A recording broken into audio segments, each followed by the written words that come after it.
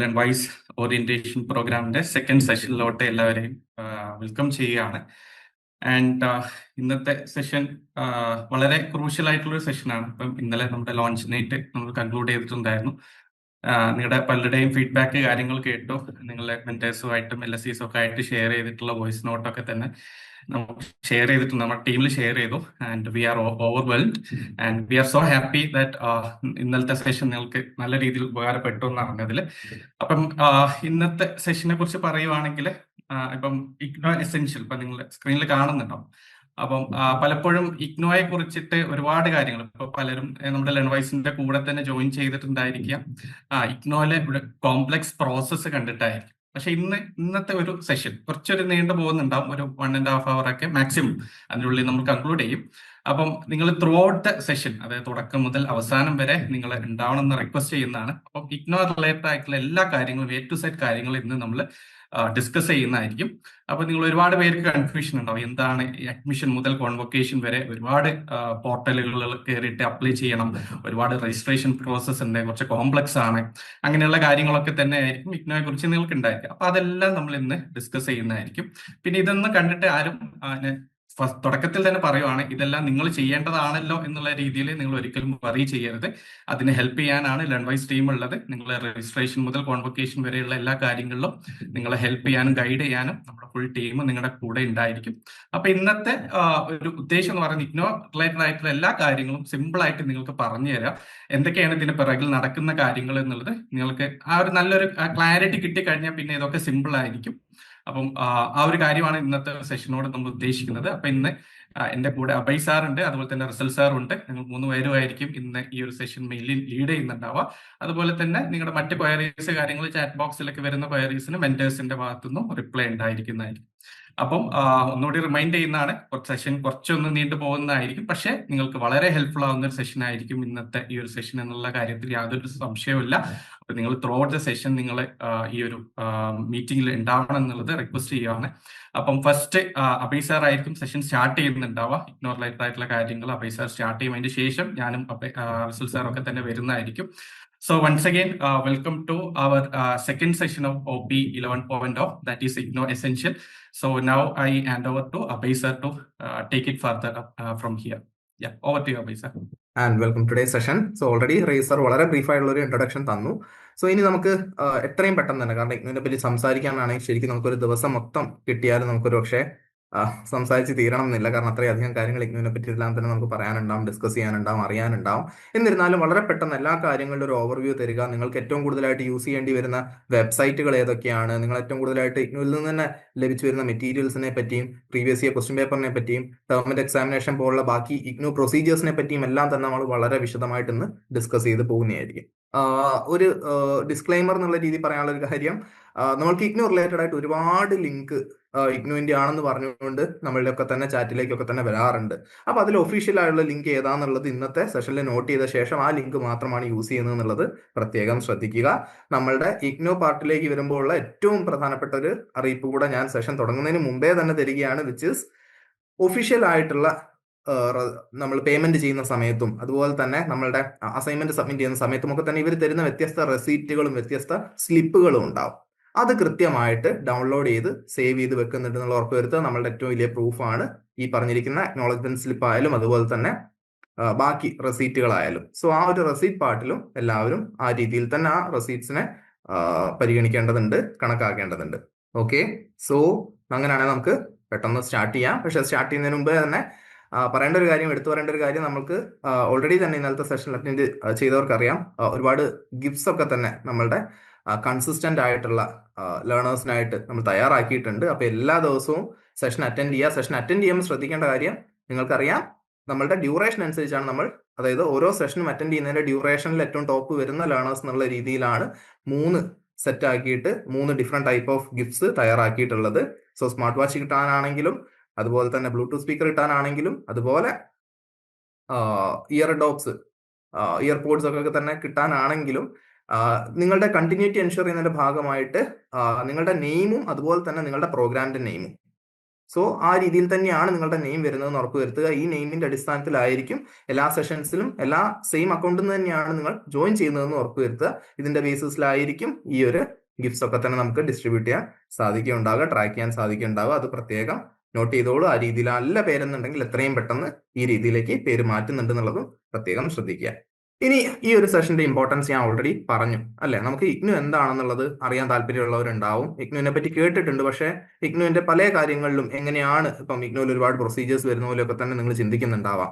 ആദ്യം രജിസ്ട്രേഷൻ ചെയ്യണം, പിന്നെ റീ രജിസ്ട്രേഷൻ ചെയ്യണം, പിന്നെ എക്സാം രജിസ്ട്രേഷൻ ചെയ്യണം, അതുപോലെ തന്നെ അസൈൻമെന്റ് സബ്മിഷൻ ഉണ്ട്, അസൈൻമെന്റ് എഴുതണം, ഇങ്ങനെ ഒരുപാട് കാര്യങ്ങൾ. അപ്പൊ ഇത് എത്രയും സിമ്പിൾ ആയിട്ടും ഏതൊക്കെ രീതിയിൽ നിങ്ങളുടെ ഈ ഒരു ജേർണിയിൽ ലേൺവേഴ്സ് നിങ്ങളെ അസിസ്റ്റ് ചെയ്യും എന്നുള്ളൊരു കാര്യവും അതിനോടൊപ്പം തന്നെ ഇഗ്നു എങ്ങനെയാണ് കാര്യങ്ങൾ നടത്തി പോകുന്നത് എന്നതിന്റെ ഒരു ഹോൾ പിക്ചറും നിങ്ങൾക്ക് ഈ ഒരു സെഷനിലൂടെ ലഭിക്കുന്നതായിരിക്കും. നിങ്ങൾക്ക് ഇഗ്നു റിലേറ്റഡ് ആയിട്ടുള്ള എല്ലാവിധ കൺഫ്യൂഷൻസും ഈ ഒരു സെഷനോട് കൂടി നമ്മൾ തീർക്കുന്നതായിരിക്കും. യാതൊരു കൺഫ്യൂഷനും ഇല്ലാതെയാണ് നിങ്ങൾ ഈ ഒരു സെഷനിൽ ഇഗ്നുവിനെ പറ്റിയുള്ള കാര്യങ്ങളിൽ പോവുക എന്നുള്ള കാര്യത്തിൽ യാതൊരു സംശയവും വേണ്ട.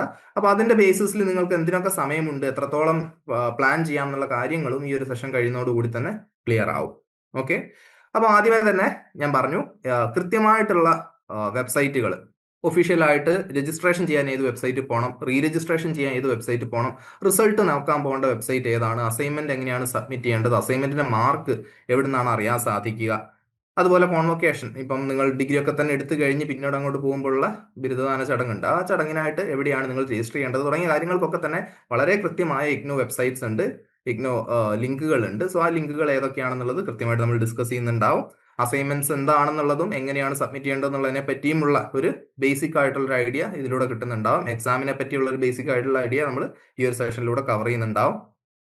ഇനി അഡ്മിഷൻ തൊട്ട് ഒരു മൊത്തം സൈക്കിൾ കഴിഞ്ഞിട്ട്, ഒരു വർഷം നിങ്ങളുടെ അഡ്മിഷൻ എടുത്തു, നിങ്ങൾ എക്സാമിന് അപ്ലൈ ചെയ്യുന്നു, അസൈൻമെന്റ് സബ്മിറ്റ് ചെയ്യുന്നു, എക്സാം എഴുതുന്നു, ഇതൊക്കെ കഴിഞ്ഞ് വരുന്ന പ്രൊസീജിയറാണ് റീ രജിസ്ട്രേഷൻ എന്ന് പറയുന്നത്. സോ അഡ്മിഷൻ തൊട്ട് റീ രജിസ്ട്രേഷൻ വരെയുള്ള കാര്യങ്ങൾ ആൻഡ് അഡ്മിഷനും റീ രജിസ്ട്രേഷൻ തമ്മിലുള്ള സാമ്യതകളും വ്യത്യാസങ്ങളും എന്തൊക്കെയാണ്, എന്താണ് ഇതിന്റെ രണ്ടും മാൻഡേറ്ററി ആണ്, ചെയ്യേണ്ടതിന്റെ ആവശ്യം എന്നുള്ള കാര്യങ്ങളെ പറ്റി നമ്മൾ വളരെ കാര്യമായി തന്നെ സംസാരിക്കുന്നുണ്ടാവും. പിന്നെ എല്ലാവർക്കും താല്പര്യമുള്ളവരെ എങ്ങനെയാണ് റിസൾട്ട് വരുന്നത്, ഗ്രേഡ് കാർഡ് എവിടെ കാണാൻ പറ്റും, അതുപോലെ തന്നെ അക്കാഡമിക് ആയിട്ടുള്ള ബാക്കി നീഡ്സിനായിട്ട് നിങ്ങൾക്ക് ഏതൊക്കെ വെബ്സൈറ്റ്സ് എന്ന് വെച്ച് കഴിഞ്ഞാൽ ഇഗ്നു തന്നെ പ്രൊവൈഡ് ചെയ്തു വരുന്ന ഏതൊക്കെ ലിങ്കിൽ കയറിയാലാണ് നിങ്ങൾക്ക് ആവശ്യമായിട്ടുള്ള ബാക്കി പ്രീവിയസ് ഇയർ ക്വസ്റ്റ്യൻ പേപ്പർ പോലുള്ള മെറ്റീരിയൽസ് ഡൗൺലോഡ് ചെയ്യാനാവുക എന്നുള്ള കാര്യങ്ങളും കവർ ചെയ്യുന്നതായിരിക്കും. സോ ഈ സെഷൻ ഞാൻ പറഞ്ഞു, എന്തായാലും മിസ്സാക്കരുത്, മൊത്തം കാണുന്നുണ്ട് എന്നുള്ളത് പ്രത്യേകം ഉറപ്പുവരുത്തുക. സോ ഇവിടെ ഈ കാണുന്നതാണ് നമ്മളുടെ ഇഗ്നുവിന്റെ ഒഫീഷ്യൽ വെബ്സൈറ്റ്. ഈ ഒഫീഷ്യൽ വെബ്സൈറ്റിൽ കയറിയാൽ നിങ്ങൾക്ക് ആവശ്യമായിട്ടുള്ള ഒരുവിധ കാര്യങ്ങളെല്ലാം തന്നെ കിട്ടും. ഈ ഒരു വെബ്സൈറ്റ് നല്ലാതെ റീഡയറക്റ്റ് ചെയ്തു പോകുന്നതല്ലാതെ ഒന്നോ രണ്ടോ ലിങ്ക് മാത്രമേ നിങ്ങൾക്ക് ഒരു പക്ഷേ പുറത്തുനിന്ന് എടുക്കേണ്ടതായിട്ട് വരികയുള്ളൂ. ബാക്കി ഒരുവിധം എല്ലാ കാര്യങ്ങൾക്കും നിങ്ങൾ ഈ ഒരു വെബ്സൈറ്റിൽ തന്നെയാണ് വരേണ്ടത്. ഏറ്റവും ലേറ്റസ്റ്റ് ആയിട്ടുള്ള നോട്ടിഫിക്കേഷൻസ് ഒക്കെ തന്നെ അതിൽ കാണുന്ന അനൗൺസ്മെന്റ് എന്നുള്ള സെക്ഷനിലാണ് ഉണ്ടാവുക. ബാക്കി സ്റ്റുഡന്റ് സർവീസസ് എന്നുള്ള സെക്ഷനിൽ നിങ്ങൾക്ക് യൂസ്ഫുൾ ആവുന്ന ഒരുപാട് കാര്യങ്ങൾ വേറെയും ഉണ്ട്. അപ്പൊ എല്ലാവരും തന്നെ എത്രയും പെട്ടെന്ന് നമ്മളുടെ ഇഗ്നുവിന്റെ ഒഫീഷ്യൽ പേജിൽ ഒന്ന് കയറി നോക്കുന്നുണ്ട്, അല്ലെ ഒഫീഷ്യൽ വെബ്സൈറ്റിൽ ഒന്ന് കയറി നോക്കുന്നുണ്ട് എന്നുള്ളത് ഉറപ്പുവരുത്തുക. നമ്മൾക്കറിയേണ്ട, ഇഗ്നുവിനെ പറ്റി അറിയേണ്ട, ഇഗ്നുവിൽ ഒരു ലേണർ അറിഞ്ഞിരിക്കേണ്ട എല്ലാ കാര്യങ്ങളെ പറ്റിയും വളരെ വിശദമായി അതിൽ കൊടുത്തിട്ടുണ്ട്. വ്യത്യസ്ത ലിങ്കുകളും കൊടുത്തിട്ടുണ്ട്. എങ്ങനെയാണ് ഓരോന്നും ഉപയോഗിക്കേണ്ടത് എന്നതിനെ പറ്റിയുള്ള ധാരണ വരെ അതിൽ നിന്ന് നമുക്ക് കൊണ്ടുവരാനാവും.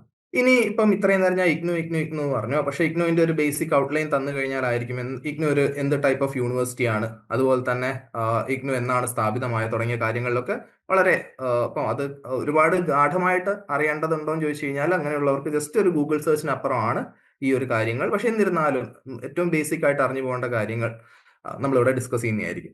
അത് ആദ്യം തന്നെ പറയാനുള്ളത്, ഇഗ്നു എന്നുള്ളത് ഒരു സെൻട്രൽ യൂണിവേഴ്സിറ്റി ആണ്. UGC മാനദണ്ഡങ്ങൾ അനുസരിച്ച് നടന്നു വരുന്ന ഒരു കേന്ദ്ര സർവകലാശാലയാണ് ഇഗ്നു. 1985 സ്ഥാപിതമായിട്ടുള്ള, ഇന്ത്യയിലെ തന്നെ നിലവിൽ 40 ലക്ഷത്തിലേറെ വിദ്യാർത്ഥികൾ പഠിക്കുന്ന, ലോകത്തിലെ ഏറ്റവും കൂടുതൽ വിദ്യാർത്ഥികൾ പഠിക്കുന്ന ഒരു distance education യൂണിവേഴ്സിറ്റിയാണ് Indira Gandhi national open university അഥവാ നമ്മളുടെ ഇഗ്നോ. അപ്പൊ ഇഗ്നോന്റെ ആസ്ഥാനമായിട്ട് വരുന്നത് ന്യൂഡൽഹിയാണ് താനും. അപ്പൊ ഈ ന്യൂഡൽഹിയാണ് ആസ്ഥാനം എന്ന് പറഞ്ഞാലും ഇഗ്നോയിൽ ഏകദേശം 70-ൽ പരം റീജിയണൽ സെന്റേഴ്സ് നിലവിലുണ്ട്. അതാത് റീജിയണൽ സെന്റേഴ്സിൽ ഒരുപാട്, അതായത് ഇപ്പം കേരളം എടുക്കുകയാണെങ്കിൽ 3 റീജിയണൽ സെന്റേഴ്സ് എടുക്കുകയാണെങ്കിൽ അതിൽ തന്നെ 40-ലേറെ സ്റ്റഡി സെന്റേഴ്സ് ഉണ്ട്. അപ്പൊ 70 റീജിയണൽ സെന്റർ എന്ന് പറഞ്ഞു കഴിഞ്ഞാൽ നമുക്ക് ഊഹിക്കാം എത്രത്തോളം സ്റ്റഡി സെന്റേഴ്സ് ആണ് ഇഗ്നുവിന്റെ ഭാഗമായിട്ട് പ്രവർത്തിച്ച് വരുന്നത് എന്നുള്ളത്. അപ്പൊ ഇത്രയും അധികം വ്യാപിക്കാനുള്ള ഒരു കാര്യം എന്ന് ചോദിച്ചു കഴിഞ്ഞാൽ, എന്തുകൊണ്ടാണ് ഇഗ്നു ഇത്രയും വലുതാവുന്നതെന്ന് ചോദിച്ചു കഴിഞ്ഞാൽ അതിന്റെ കൺവീനിയൻസ് തന്നെയാണ്. ഇപ്പൊ നമ്മൾ ഓരോരുത്തരും നോക്കുകയാണെങ്കിലും നമ്മളുടെ പല ജീവിത തിരക്കുകൾക്കിടയിലും നമ്മളുടെ ആ ഒരു ഡിഗ്രി അല്ലെങ്കിൽ PG എന്നുള്ളൊരു മോം പെർസ്യൂ ചെയ്യാൻ നമ്മുടെ മുന്നിലുള്ള ഏറ്റവും ബെസ്റ്റ് ഒരു ഓപ്ഷൻ ഇഗ്നു ആയതുകൊണ്ട് തന്നെയാണ് നമ്മൾ ഇഗ്നുവിലേക്ക് വരുന്നത്. അപ്പൊ അതിന്റെ ഒരു പാൻ ഇന്ത്യ അപ്പീലും അതുപോലെ തന്നെ നമുക്ക് എവിടെ നിന്നും ഈ കോഴ്സ് ചെയ്യാമെന്നുള്ളതും തന്നെയാണ് ഇതിന്റെ ഏറ്റവും വലിയൊരു എന്താ പറയുക, നമ്മളെ ഏറ്റവും കൂടുതൽ അട്രാക്ട് ചെയ്യുന്ന ഒരു ഫീച്ചർ എന്ന് വേണേൽ പറയാം. കാരണം കേരളത്തിൽ ഒരു റീജിയണൽ സെന്റർ കൊടുത്ത് ഞാൻ അവിടെ പഠിക്കുന്നുണ്ടെങ്കിൽ പോലും ഞാൻ ഡൽഹിയിലാണ്, എനിക്ക് ഡൽഹിയിൽ ഇരുന്നുകൊണ്ട് എന്റെ പരീക്ഷ എഴുതാൻ സാധിക്കും. അപ്പൊ അത് ഒരു വല്ലാത്ത കൺവീനിയൻസ് ആണ്. നമുക്ക് പൊതുവേ ഉള്ള കോളേജുകളിൽ നിന്നും വളരെ വ്യത്യസ്തമായിട്ട് വളരെ ഫ്ലെക്സിബിൾ ആയിട്ട് നമ്മൾക്ക് പഠനത്തെ അപ്രോച്ച് ചെയ്യാനും നമ്മൾക്ക് പരീക്ഷ അപ്രോച്ച് ചെയ്യാനും ഒക്കെ തന്നെ നമ്മളെ ഹെൽപ്പ് ചെയ്യുന്ന രാജ്യത്തെ ഏറ്റവും ബെസ്റ്റ് ഡിസ്റ്റൻസ് എഡ്യൂക്കേഷൻ യൂണിവേഴ്സിറ്റി തന്നെയാണ് ഇഗ്നോ. ഇനി ഇഗ്നോന്റെ പ്രൊസീജിയേഴ്സും വളരെ ക്ലീൻ ആണ്. നമ്മളെ ബുദ്ധിമുട്ടിക്കുന്ന രീതിയിൽ അല്ലെങ്കിൽ നമ്മൾക്ക് ചെയ്യാൻ പാടുള്ള രീതിയിൽ അല്ലെങ്കിൽ വളരെ കോംപ്ലിക്കേറ്റഡ് ആയിട്ടുള്ള പ്രൊസീജിയേഴ്സ് ഒന്നും തന്നെ ഇഗ്നോയിൽ ഇല്ല. ശരിക്കും വളരെ സിമ്പിൾ ആയിട്ടുള്ള അഡ്മിഷൻ പ്രൊസീജിയർ ആണ്. അതുപോലെ തന്നെ അതിലേറെ സിമ്പിൾ ആണ് നമ്മൾക്ക് കോഴ്സ് സെലക്ട് ചെയ്യുന്നതും ഫീ പേ ചെയ്യുന്നതും ഒക്കെ. മുമ്പൊക്കെ എന്ന് വെച്ച് കഴിഞ്ഞാൽ ഓഫ്ലൈൻ പേയ്മെന്റ്സ് ഉണ്ടായിരുന്നു. ഇപ്പോൾ ഓൺലൈൻ പേയ്മെന്റ്സ് ആയതുകൊണ്ട് തന്നെ വളരെ ക്വിക്ക് ആയിട്ടുള്ള പേയ്മെന്റ് ഗേറ്റ് വേസും ഒക്കെ തന്നെ പല ബാങ്ക്സിന്റെ ഒക്കെ തന്നെ നിങ്ങൾക്ക് കാണാൻ സാധിക്കും. അപ്പം ഏതൊരു ഓൺലൈൻ ബാങ്കിങ് യൂസർ ആണ് നിങ്ങളെങ്കിൽ പോലും വളരെ ക്വിക്ക് ആയിട്ട് പേയ്മെന്റ്സ് നിങ്ങൾക്ക് എന്ത് ചെയ്യാൻ പറ്റും, പ്രോസസ് ചെയ്യാനും ഓരോ പ്രൊസീജിയറും വളരെ പെട്ടെന്ന് തന്നെ കംപ്ലീറ്റ് ചെയ്യാനുമുള്ള ഒരു കൺവീനിയൻസും ഇഗ്നു നമുക്ക് തരുന്നുണ്ട്. സോ ഞാൻ പറഞ്ഞതിനെ ചുരുക്കി പറയുകയാണെങ്കിൽ ഈ ഒരൊറ്റ വാചകത്തിലേക്ക് അതിനെ കൊണ്ടുവരാം: education that fits real life. നമ്മളുടെ ജീവിത തിരക്കുകൾക്കിടയിൽ നമ്മൾക്ക് ഏറ്റവും ക്വാളിറ്റിയിൽ ഏറ്റവും ബെസ്റ്റ് ആയിട്ടുള്ള രീതിയിൽ എഡ്യൂക്കേഷൻ പെർസ്യൂ ചെയ്യാൻ നമ്മളെ ഇനേബിൾ ചെയ്യുന്ന ഒരു സെൻട്രൽ യൂണിവേഴ്സിറ്റിയാണ്, ഒരു distance education യൂണിവേഴ്സിറ്റിയാണ് Indira Gandhi national open university നമുക്ക് പറയാൻ സാധിക്കും.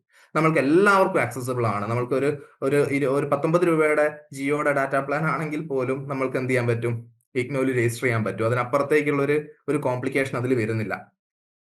അതുപോലെ നമ്മൾക്ക് എപ്പോൾ വേണമെങ്കിലും ഒരു കൊല്ലത്തിൽ തന്നെ 2 അഡ്മിഷൻ സൈക്കിൾസ് വരുന്നുണ്ട്. ആ 2 അഡ്മിഷൻ സൈക്കിൾസ് എന്ന് വെച്ച് കഴിഞ്ഞാൽ ഏകദേശം നോക്കുകയാണെങ്കിൽ ഒരു 6-7 മാസത്തോളം നീണ്ടു നിൽക്കുന്ന അഡ്മിഷൻ സൈക്കിൾസ് ആണ്. അപ്പൊ അത്രയും ദൈർഘ്യമേറിയ അഡ്മിഷൻ സൈക്കിൾ എന്ന് പറയുമ്പോൾ നമ്മൾക്ക് കൊല്ലത്തിൽ തന്നെ 7-8 മാസത്തോളം അഡ്മിഷൻ എടുക്കാനുള്ള ഒരു ഫ്ലെക്സിബിലിറ്റി അവിടെ നമുക്ക് കിട്ടുന്നുണ്ട്.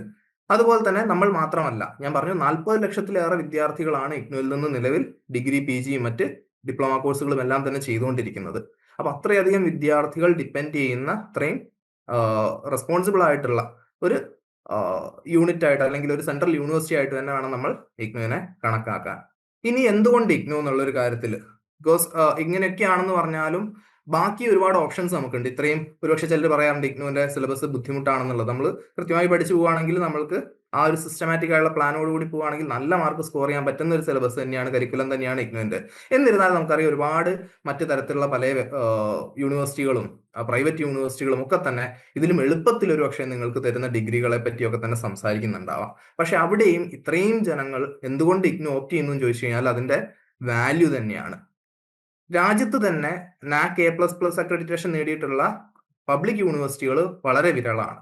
പ്രൈവറ്റ് യൂണിവേഴ്സിറ്റികളെ പറ്റി ഇങ്ങനെ പറയുക വേണ്ട. അവിടെയാണ് ഒരു ഡിസ്റ്റൻസ് എഡ്യൂക്കേഷൻ യൂണിവേഴ്സിറ്റി ആയുള്ള ഇഗ്നു വ്യത്യസ്തമാവുന്നത്.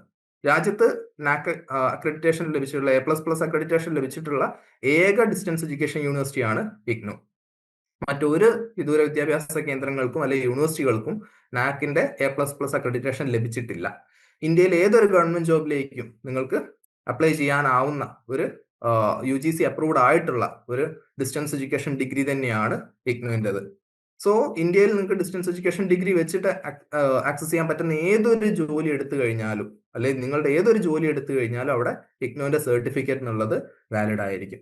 സോ ഹയർ സ്റ്റഡീസിനായാലും അതുപോലെ തന്നെ ജോലികൾക്കായാലും ഉള്ള ഈ ഒരു വൈഡർ അക്സെപ്റ്റൻസ് തന്നെയാണ് ഇഗ്നുവിലേക്ക് ഏറ്റവും കൂടുതൽ ആൾക്കാർ വരുന്നതിന്റെ ഒരു പ്രൈമറി റീസൺ. രണ്ടാമത്തത് ഞാൻ പറഞ്ഞു, നിങ്ങൾക്ക് അക്കാഡമിക് ആയിട്ട് പഠിക്കണം. വളരെ എളുപ്പത്തിൽ തരുന്ന യൂണിവേഴ്സിറ്റികൾ നമ്മൾക്ക് ഈ പറഞ്ഞ പോലെ ഒരു ഡിഗ്രി വിൽക്കുന്ന പോലത്തെ ഒരു സംവിധാനമാണ് പലപ്പോഴും ഉള്ളത്. പക്ഷേ ഈ ഒരു ഇഗ്നുവിനെ സംബന്ധിച്ച് നിങ്ങൾക്കറിയാം, നിങ്ങൾക്ക് എത്ര സമയമില്ലാന്നുണ്ടെങ്കിലും അസൈൻമെന്റ്സ് കൃത്യമായിട്ട് എഴുതി അസൈൻമെന്റ്സ് സബ്മിറ്റ് ചെയ്ത് എക്സാമിന് പഠിച്ച് എക്സാമിന്റെ സമയത്ത് പോയി എക്സാം എഴുതി അങ്ങനെ നിങ്ങൾക്ക് കിട്ടുന്ന റിസൾട്ടാണ്. സോ അവിടെ അക്കാഡമിക്സിൽ യാതൊരു കോംപ്രമൈസും ഉണ്ടാവുന്നില്ല. നിങ്ങളുടെ ആ വിഷയത്തിലുള്ള പരിജ്ഞാനം കൂടുന്നു എന്നല്ലാതെ അതിൽ യാതൊരു കുറവും വരുന്നില്ല എന്നുള്ളത് മാത്രമല്ല, നിങ്ങളുടെ എഫേർട്സിനൊക്കെ തന്നെ കൃത്യമായിട്ടുള്ള റിസൾട്ടും കൃത്യമായിട്ടുള്ള ഇവാലുവേഷനും ഇഗ്നുവിന്റെ ഭാഗത്തുനിന്ന് വരുന്നുണ്ട് താനും. സോ നല്ലപോലെ എഴുതി കഴിഞ്ഞാൽ നല്ല മാർക്ക് തന്നെ കിട്ടുന്നുള്ള കാര്യത്തിൽ നിങ്ങൾക്ക് 100% വിശ്വസിക്കാം. സോ ആ ഒരു അക്കാഡമിക്സ് ഇംപ്രൂവ് ചെയ്യുന്നതിനായിട്ട് പഠിക്കേണ്ടവർക്കും ഇഗ്നു എന്നുള്ളത് വളരെ നല്ലൊരു ഓപ്ഷൻ തന്നെയാണ്. ഇനി ഈ പറഞ്ഞ പോലെ ഇന്ത്യയിൽ നിന്നുകൊണ്ട് നിങ്ങളൊരു വർക്ക് ചെയ്യുന്ന ഒരു വർക്കിംഗ് പ്രൊഫഷണൽ ആണെങ്കിൽ, അല്ലെങ്കിൽ നിങ്ങൾക്ക് റെഗുലർ ആയിട്ട് കോളേജിൽ പോകാൻ പറ്റാത്ത ഒരു സാഹചര്യമുള്ള ഏതൊരാളെ സംബന്ധിച്ചും, ഈവൻ റെഗുലറായി കോളേജിൽ പോകുന്നവർ പോലും ഇപ്പൊ ലേണേഴ്സിൽ തന്നെ എടുത്തു കഴിഞ്ഞാൽ ഒരുപാട് കുട്ടികൾ 2 ഡിഗ്രി ചെയ്യുക, അല്ലെങ്കിൽ കോളേജിൽ ഈ പറഞ്ഞ പോലെ 2 PG ചെയ്യുക എന്നുള്ള രീതിയിൽ തന്നെ കോഴ്സ് പെർസ്യൂ ചെയ്യുന്നവരും ഉണ്ട്. സോ ഇഗ്നുവിന്റെ ആ ഒരു വാല്യൂ തന്നെയാണ് ഇഗ്നുവിൽ നിന്ന് ഏറ്റവും കൂടുതൽ ആൾക്കാർ ഈ ഒരു ഡിഗ്രി അല്ലെങ്കിൽ PG എടുക്കാൻ താല്പര്യപ്പെടുന്നത്. ഇനി ഇഗ്നുവിലൂടെ നിങ്ങൾ നേടുന്നത് എന്താണെന്നുള്ളതാണ്. സോ ഇതിൽപ്പോ തന്നെ ജോയിൻ ചെയ്ത ലേണേഴ്സിന് തന്നെ ഇത് വളരെയധികം റിലേറ്റ് ചെയ്യാൻ പറ്റും. ഒന്നെന്ന് വെച്ച് കഴിഞ്ഞാൽ നിങ്ങളുടെ സ്റ്റഡീസ് പാതി വഴിയിൽ ഒരു പക്ഷേ നിങ്ങളുടേതല്ലാത്ത കാരണം കൊണ്ട് നിന്ന് പോയതായിരിക്കാം. പെർസ്യൂ ചെയ്യണമെന്ന് വിചാരിച്ച് തുടങ്ങിയിട്ട് ഒരു പക്ഷേ കംപ്ലീറ്റ് ചെയ്യാൻ പറ്റാതെ പോയവരുണ്ടാവും. തുടങ്ങണം എന്ന് കരുതി പക്ഷെ തുടങ്ങാനേ പറ്റാതെ പോയവരുണ്ടാവാം. അപ്പൊ അങ്ങനെയുള്ള സാഹചര്യങ്ങളിൽ നിങ്ങൾ ആഗ്രഹിച്ച ആ ഒരു ഡിഗ്രി അല്ല ആ ഒരു PG നിങ്ങൾക്ക് പൂർത്തീകരിക്കാനുള്ള ഒരു ഓപ്ഷനാണ് നിങ്ങൾക്ക് ഇഗ്നു മുന്നോട്ട് വെക്കുന്നത്. അപ്പൊ നമ്മൾ ഓരോരുത്തരും ആഗ്രഹിക്കുന്ന ആ ഒരു കോഴ്സ് കംപ്ലീറ്റ് ചെയ്യാൻ നമ്മളുടെ ജോലിയോ നമ്മളുടെ ഫാമിലിയോ അല്ലെങ്കിൽ നമ്മളുടെ മറ്റൊരു സർക്കംസ്റ്റാൻസും നമ്മളുടെ ഒരു സിറ്റുവേഷനും ഇടയിൽ വരുന്നില്ല എന്നുള്ളത് ഇഗ്നു ഉറപ്പാക്കുന്നുണ്ട്. കാരണം അത്രയും ഫ്ലെക്സിബിൾ ആയിട്ട് നമുക്ക് 3 വർഷം കൊണ്ട് കംപ്ലീറ്റ് ചെയ്യേണ്ട കോഴ്സ് കംപ്ലീറ്റ് ചെയ്യുന്നതിനായിട്ട് 6 വർഷത്തോളം സമയം ഇഗ്നു തരുന്നുണ്ട്. കാരണം ഇഗ്നുവിന് അറിയാം ഈ ഒരു സിറ്റുവേഷൻസിലൂടെ കടന്നു പോകുന്നവരാണ് കൂടുതലും ഇഗ്നുവിൽ കോഴ്സ് ചെയ്തുകൊണ്ടിരിക്കുന്നത്. അതുകൊണ്ട് തന്നെ കൂടുതലായിട്ടുള്ള ഒരു സമയം, കൺവീനിയൻസ്, നമ്മളുടെ ഇഷ്ടത്തിനനുസരിച്ച് പരീക്ഷ എഴുതാൻ പറ്റുന്ന ഒരു സംവിധാനം തന്നെ നമുക്ക് വേണമെങ്കിൽ പറയാം. അതാത് സൈക്കിളുകളിൽ നമ്മൾക്ക് തീരുമാനിക്കാം നമ്മൾ എത്ര പരീക്ഷ എഴുതണം, ഇന്ന പരീക്ഷ എഴുതണം എന്ന് ആരും തന്നെ നിർബന്ധം പിടിക്കില്ല. നമ്മൾക്ക് പഠിച്ചിട്ടുള്ള അല്ലെങ്കിൽ നമ്മൾക്ക് കംഫർട്ടബിൾ ആയിട്ടുള്ള നമ്മൾ കോൺഫിഡന്റ് ആയിട്ടുള്ള പരീക്ഷകൾ എഴുതിക്കൊണ്ട് നമുക്ക് നമ്മുടെ കോഴ്സ് കംപ്ലീറ്റ് ചെയ്യാം. രണ്ടാമത്തത് ഇതിലെ ഒരു കൺസിസ്റ്റൻസിയാണ്. നമ്മളുടെ കോഴ്സ് അവർ തരുന്നതിലായാലും സിലബസ് ചേഞ്ച് ആയാലും എന്തായാലും വളരെ ഏർലി അറിയിക്കുക, വളരെ സ്ട്രക്ചേർഡ് ആയിട്ടുള്ള മെറ്റീരിയൽസ് പ്രൊവൈഡ് ചെയ്യുക എന്നുള്ളതും ഇഗ്നുവിന്റെ പ്രത്യേകതയാണ്. ഇനി ഈ ഒരു കാര്യം, ഈ ഒരു കോഴ്സ് ചെയ്യുന്നതിലൂടെ അല്ലെങ്കിൽ നിങ്ങൾ നിങ്ങളുടെ ലൈഫിലെ തന്നെ ഏറ്റവും വലിയൊരു ഗോൾ അച്ചീവ് ചെയ്യുന്നതിലൂടെ നിങ്ങൾക്ക് ലഭിക്കുന്ന കോൺഫിഡൻസ് കുറച്ചൊന്നുമല്ല.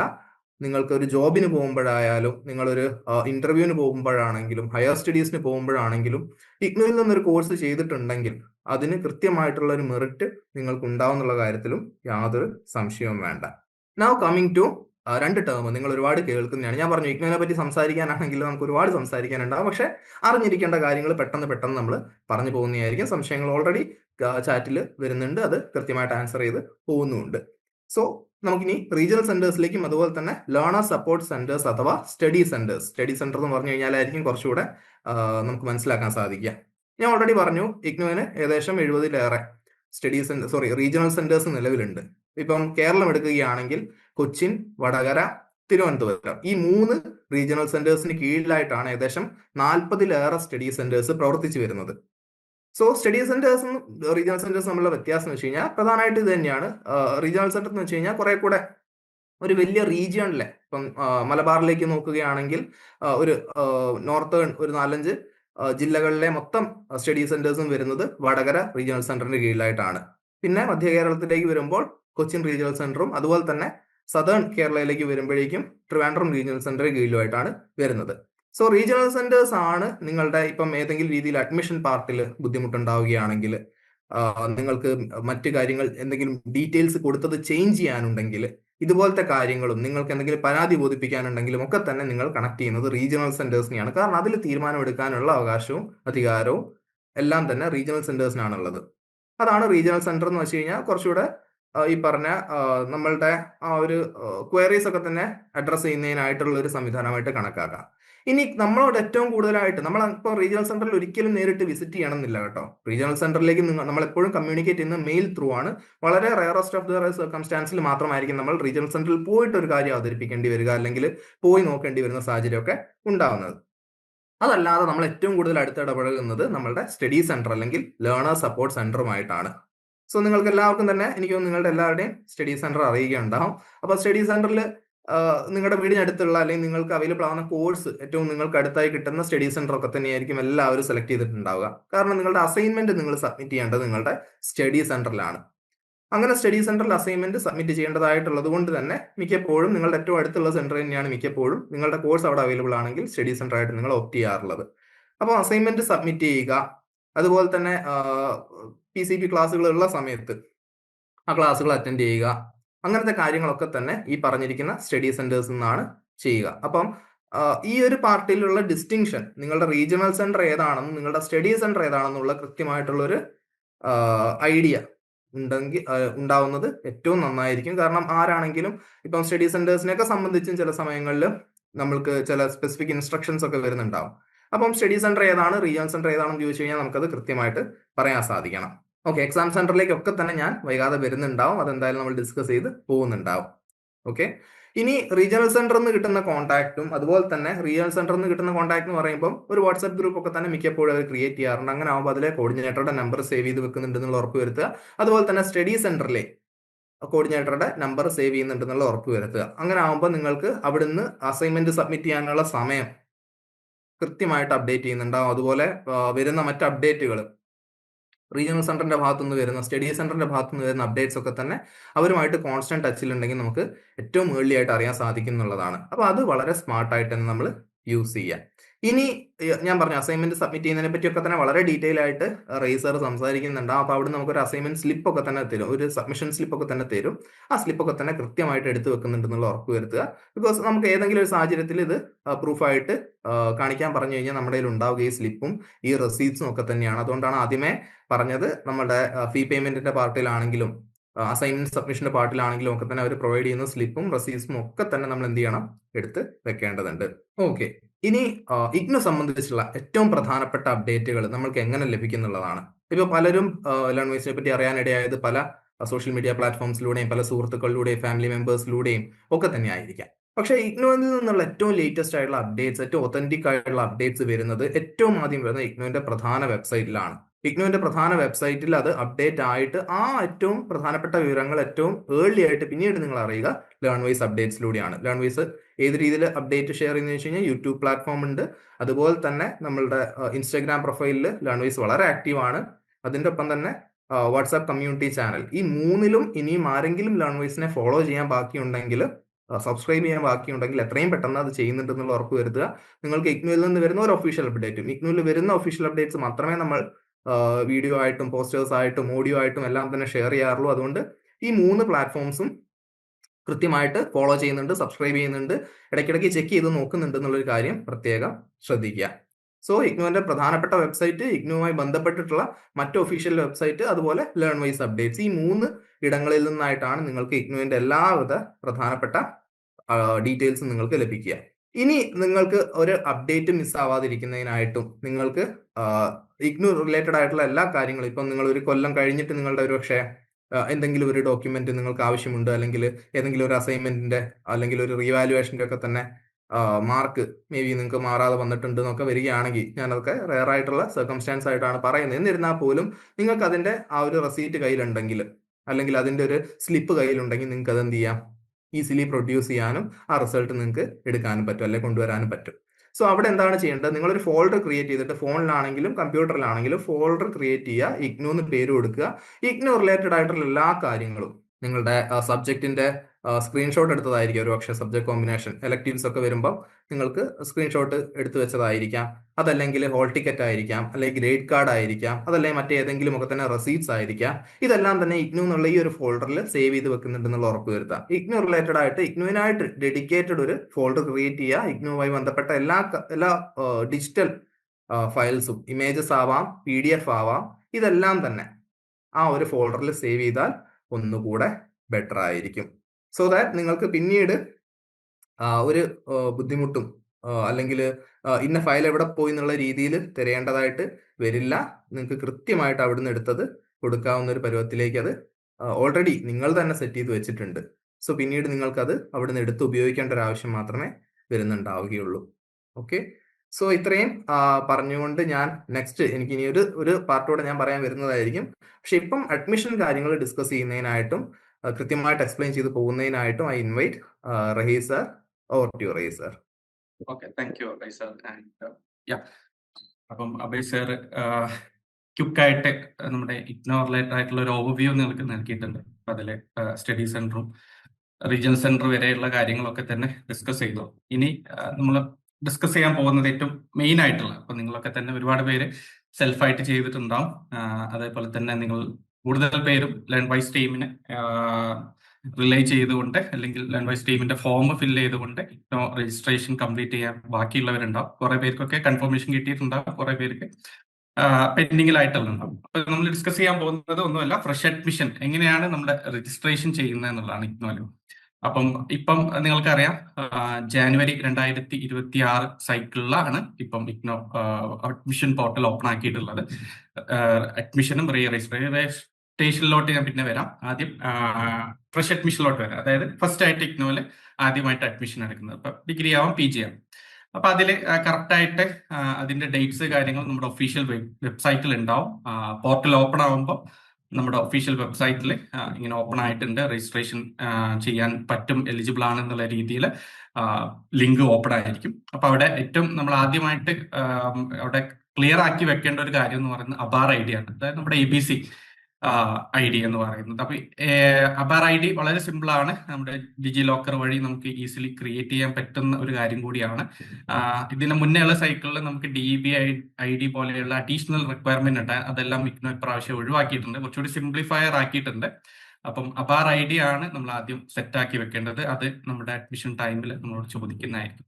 പിന്നെ കാര്യമായിട്ട് വേണ്ടത് നമ്മുടെ ഒരു ഫോട്ടോ, നമ്മുടെ സിഗ്നേച്ചർ, അതൊക്കെ JPG ഫോർമാറ്റിൽ വേണം. പിന്നെ നമ്മുടെ സർട്ടിഫിക്കറ്റ്. അപ്പം ഡിഗ്രിക്ക് അപ്ലൈ ചെയ്യുന്നവരാണെങ്കിൽ നിങ്ങളുടെ 10th 12th സർട്ടിഫിക്കറ്റും, PGക്ക് അപ്ലൈ ചെയ്യുന്നവരാണെങ്കിൽ 10th 12th ഡിഗ്രിയുടെ മാർക്ക് ഷീറ്റും, അതായത് നിങ്ങളുടെ മാർക്ക് ഷീറ്റ് സെപ്പറേറ്റ് ആയിട്ട് കിട്ടുമല്ലോ, അതും ഡിഗ്രിയുടെ സർട്ടിഫിക്കറ്റ്. ഒറിജിനൽ സർട്ടിഫിക്കറ്റ് ഇല്ലാത്തവർ പ്രൊവിഷണൽ വെച്ചിട്ടും നമുക്ക് എടുക്കാവുന്നതാണ്. ഡിഗ്രി ഒറിജിനൽ സർട്ടിഫിക്കറ്റ് കിട്ടാൻ കുറച്ച് സമയം എടുക്കുമല്ലോ, അപ്പൊ അതിന്റെ പകരമായിട്ട് പ്രൊവിഷണൽ വെച്ചിട്ട് നമുക്ക് അഡ്മിഷൻ എടുക്കാം. അപ്പൊ ഇത്രയും കാര്യങ്ങളാണ് നമ്മൾ ഒരുക്കി വെക്കേണ്ടത്. പിന്നെ ഉള്ളത് നമുക്ക് സ്വന്തമായിട്ട് ഒരു ഫോൺ നമ്പറും മെയിൽ IDയും നമുക്ക് ഉണ്ടായിരിക്കണം എന്നുള്ളതാണ്. അത് നമ്മൾ സ്ഥിരമായി യൂസ് ചെയ്യുന്ന ഫോൺ നമ്പർ, മെയിൽ ID ആവണം എന്നുള്ളത് വളരെ നിർബന്ധമാണ്. ഇത് വെച്ചിട്ടായിരിക്കും നമ്മുടെ ലോഗിനും മറ്റു കാര്യങ്ങളൊക്കെ തന്നെ നമ്മൾ ചെയ്യുന്നുണ്ടായിരിക്കും. പിന്നെ ഉള്ളത് ഇതെല്ലാം കഴിഞ്ഞതിന് ശേഷം കൺഫർമേഷൻ PDF, അതുപോലെ തന്നെ പേയ്മെന്റ് റെസിപ്റ്റ്, ഇതിനോട് ഫീസ് നമ്മൾ അടക്കുന്നുണ്ടാവും. അതിന്റെ ഫീസും നമ്മൾ അതിന്റെ റെസിപ്റ്റ് കാര്യങ്ങൾ സേവ് ചെയ്ത് വെക്കുന്നുണ്ട് എന്നുള്ളതും എൻഷുർ ചെയ്യാം. അപ്പം ഇത് ഇനി അങ്ങോട്ട് ഡിസ്കസ് ചെയ്യാൻ പോകുന്ന കാര്യങ്ങളൊക്കെ ഒന്ന് ശ്രദ്ധിക്കുക. നിങ്ങൾ ഇതാരും കണ്ടിട്ട് നിങ്ങൾ ഭയപ്പെടേണ്ട ഒരു കാര്യമില്ല കേട്ടോ. ഇതൊക്കെ നമ്മുടെ ലേൺവൈസിലെ യൂണിവേഴ്സിറ്റി രജിസ്ട്രേഷൻ കോർഡിനേറ്റേഴ്സ് എന്നുള്ള ഒരു ടീം നമുക്കുണ്ട്, സ്ട്രോങ് ആയിട്ടുള്ള ടീം. 10 ടീം മെമ്പേഴ്സ് അടങ്ങുന്ന ഒരു ടീമാണ്. അവർ ഇതെല്ലാം നിങ്ങൾക്ക് വേണ്ടി ചെയ്തു തരും. ജസ്റ്റ് നിങ്ങൾ നമ്മുടെ ലേൺവൈസിന്റെ ഒരു ഗൂഗിൾ ഫോം നിങ്ങൾക്ക് അയച്ചിട്ടുണ്ടാവും. നിങ്ങളുടെ അക്കാഡമിക് കൗൺസിലർ വഴിയും മെന്റേഴ്സ് വഴിയൊക്കെ തന്നെ നിങ്ങൾക്ക് അത് കിട്ടിയിട്ടുണ്ട്. അത് നിങ്ങൾ കറക്റ്റ് ആയിട്ട് മിസ്റ്റേക്സ് ഇല്ലാണ്ട് ഫിൽ ചെയ്താൽ മാത്രം മതി. ലേൺവൈസ് വഴി അഡ്മിഷൻ എടുക്കുന്നവർക്കൊക്കെ തന്നെ ലേൺവൈസ് ഫുൾ അഡ്മിഷൻ പ്രൊസീജിയർ കാര്യങ്ങൾ നമ്മൾ ചെയ്തു തരുന്നതായിരിക്കും. അപ്പൊ അതുകൊണ്ട് ഇത് കണ്ടിട്ട് അയ്യോ ഇത് ഞാൻ ചെയ്തിട്ടില്ലല്ലോ എന്നുള്ള രീതിയിൽ ആരും ഭയപ്പെടേണ്ടതില്ല. ഇതൊക്കെ നമ്മൾ ചെയ്തു തരുന്നതായിരിക്കും എന്നുള്ള കാര്യം പ്രത്യേകം നോട്ട് ചെയ്യുക. ആ ഫോം മാത്രം നിങ്ങൾ ഫില്ല് ചെയ്താൽ, ഫോം നിങ്ങൾ കിട്ടാത്തവരുണ്ടെങ്കിൽ മെന്റേഴ്സിനെ LSE ഒന്ന് കണക്ട് ചെയ്താൽ മതി. നിങ്ങളുടെ ACs വഴി അക്കാഡമിക് കൗൺസിലർ നിങ്ങൾ ആദ്യമായിട്ട് കണക്ട് ചെയ്തിട്ടുള്ളവർ ഇഗ്നോ ഫീസ് അടക്കാൻ നേരത്തെ മുന്നേ ആയിട്ട് ഈ ഒരു ഫോം നിങ്ങൾക്ക് ആദ്യം അയച്ചു തന്നിട്ടുണ്ടാവും. ഇനി അങ്ങനെ ആർക്കെങ്കിലും മിസ്സായി പോയിട്ടുണ്ടെങ്കിൽ അത് മെന്റേഴ്സിനെ LSEസിനെ കണക്ട് ചെയ്ത് കഴിഞ്ഞാൽ നിങ്ങൾക്ക് അത് കിട്ടും. അപ്പൊ നിങ്ങളിപ്പോ സ്ക്രീനിൽ കാണുന്ന ഈ ഒരു പോർട്ടലിലാണ് നമ്മൾ അഡ്മിഷന്, നമ്മൾ ഇഗ്നോയിൽ ഫ്രഷ് അഡ്മിഷൻ എടുക്കുന്നത്. അപ്പൊ നിങ്ങൾ ഇവിടെ കാണാൻ പറ്റും. ഇപ്പം ലാസ്റ്റ് ഡേറ്റ് പറയുന്നത് ഫെബ്രുവരി 15 ഇപ്പൊ ജസ്റ്റ് ഒരു 15, ആദ്യം 31 ജനുവരി ആയിരുന്നു, 15 ദിവസം കൂടി നമുക്ക് എക്സ്റ്റൻഷൻ കിട്ടിയിട്ടുണ്ട്.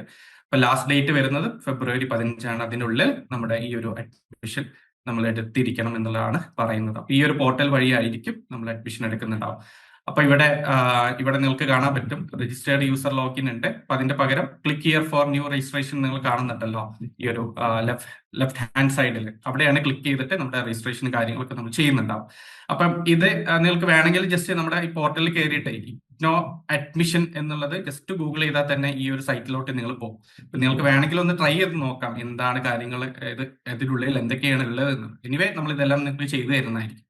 അപ്പം ഈ ഒരു പോർട്ടലിൽ കയറിയിട്ടായിരിക്കും നമ്മുടെ എല്ലാ വേണ്ട റിക്വയർഡ് ആയിട്ടുള്ള കാര്യങ്ങളൊക്കെ തന്നെ നമ്മൾ ചെയ്യുന്നുണ്ടായിരിക്കും.